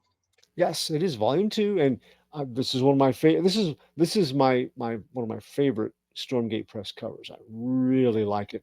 And for new pulp aviation stories, you can't do better than Charles Millhouse at Stormgate Press. I've also been published in Stormgate Press's other works, like the Pulp Reality series, Pulp Realities volumes 1, 2, 3, and 4, with a volume 5 coming up later this year or early next year. So they had Western Pulps at Stormgate with uh, the Spurs and Shooters, the Tales of the Old West, Spurs and Six Shooters, Tales of the Old West. Um, Again, Charles F. Millhouse is our editor in chief, and he makes a lot of great new pulp adventures of various kinds. Speaking of award winning, though, one of the other kinds that we have done is the sci-fi, the classic sci-fi pulp with Major Marjorie from Tim Bruckner. And speaking of award winning, look at the cover. One of our sponsors is Plasma Fire Graphics, and Jeffrey Hayes is the genius behind this award winning. He got a Pulp Factory Award for this cover. He also won an award this year for that cover for The Terrors, Brian K. Morris's independent new pulp uh, novel that he put out. And Jeffrey Hayes did this work of art here for me too. When I on the first volume 1 of the Captain Hawkland Lost Adventures, I just love it. That's why I have it hanging here, is because Jeffrey Hayes is good to work with. He's brilliant. He has artwork that will bring people to your table, whatever book, project, or game that you're promoting, and he's affordable. So Joe is now going to tell you how you can get a hold of Jeffrey Hayes and put Plasma Fire Graphics to work for you. And that is correct, because the best way to get in contact with Jeffrey Hayes is to watch this quick little video right here.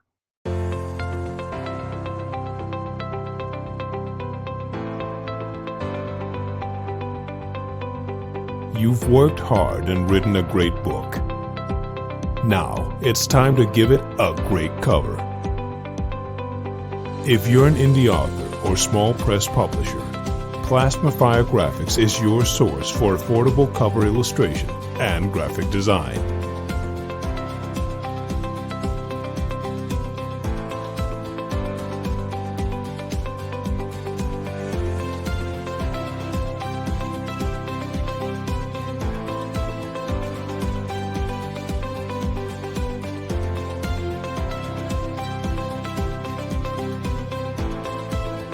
Plasma Fire Graphics, when the look of your book matters to you.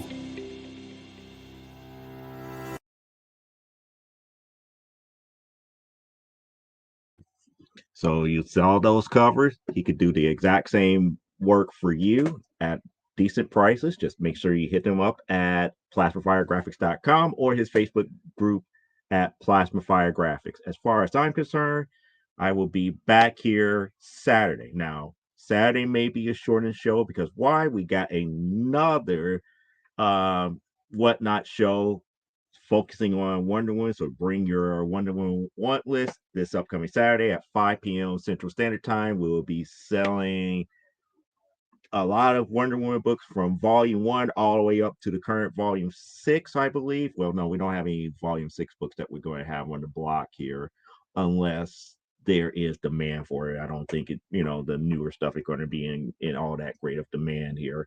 But from volumes 1 through volume 5 will be up. We will have books all ready to go. We're going to have a few giveaways from for Wonder Woman books and everything here. A lot of the volume 1 stuff is going to be buy it now, while all the other stuff can be picked up for nominal fees here. But that is happening this Saturday at 5 p.m. And then we have our normal show at 9 p.m. from the Desk of a Small Press Publisher. And until then, I bid you guys adieu. Live long, grow, and be well. And I see you here next Thursday, right here on Comic Book Spectrum. And unlike BKM, I don't care if you wash your hands, but never, and I do mean never, apologize for being awesome. See you later, and we're out of here.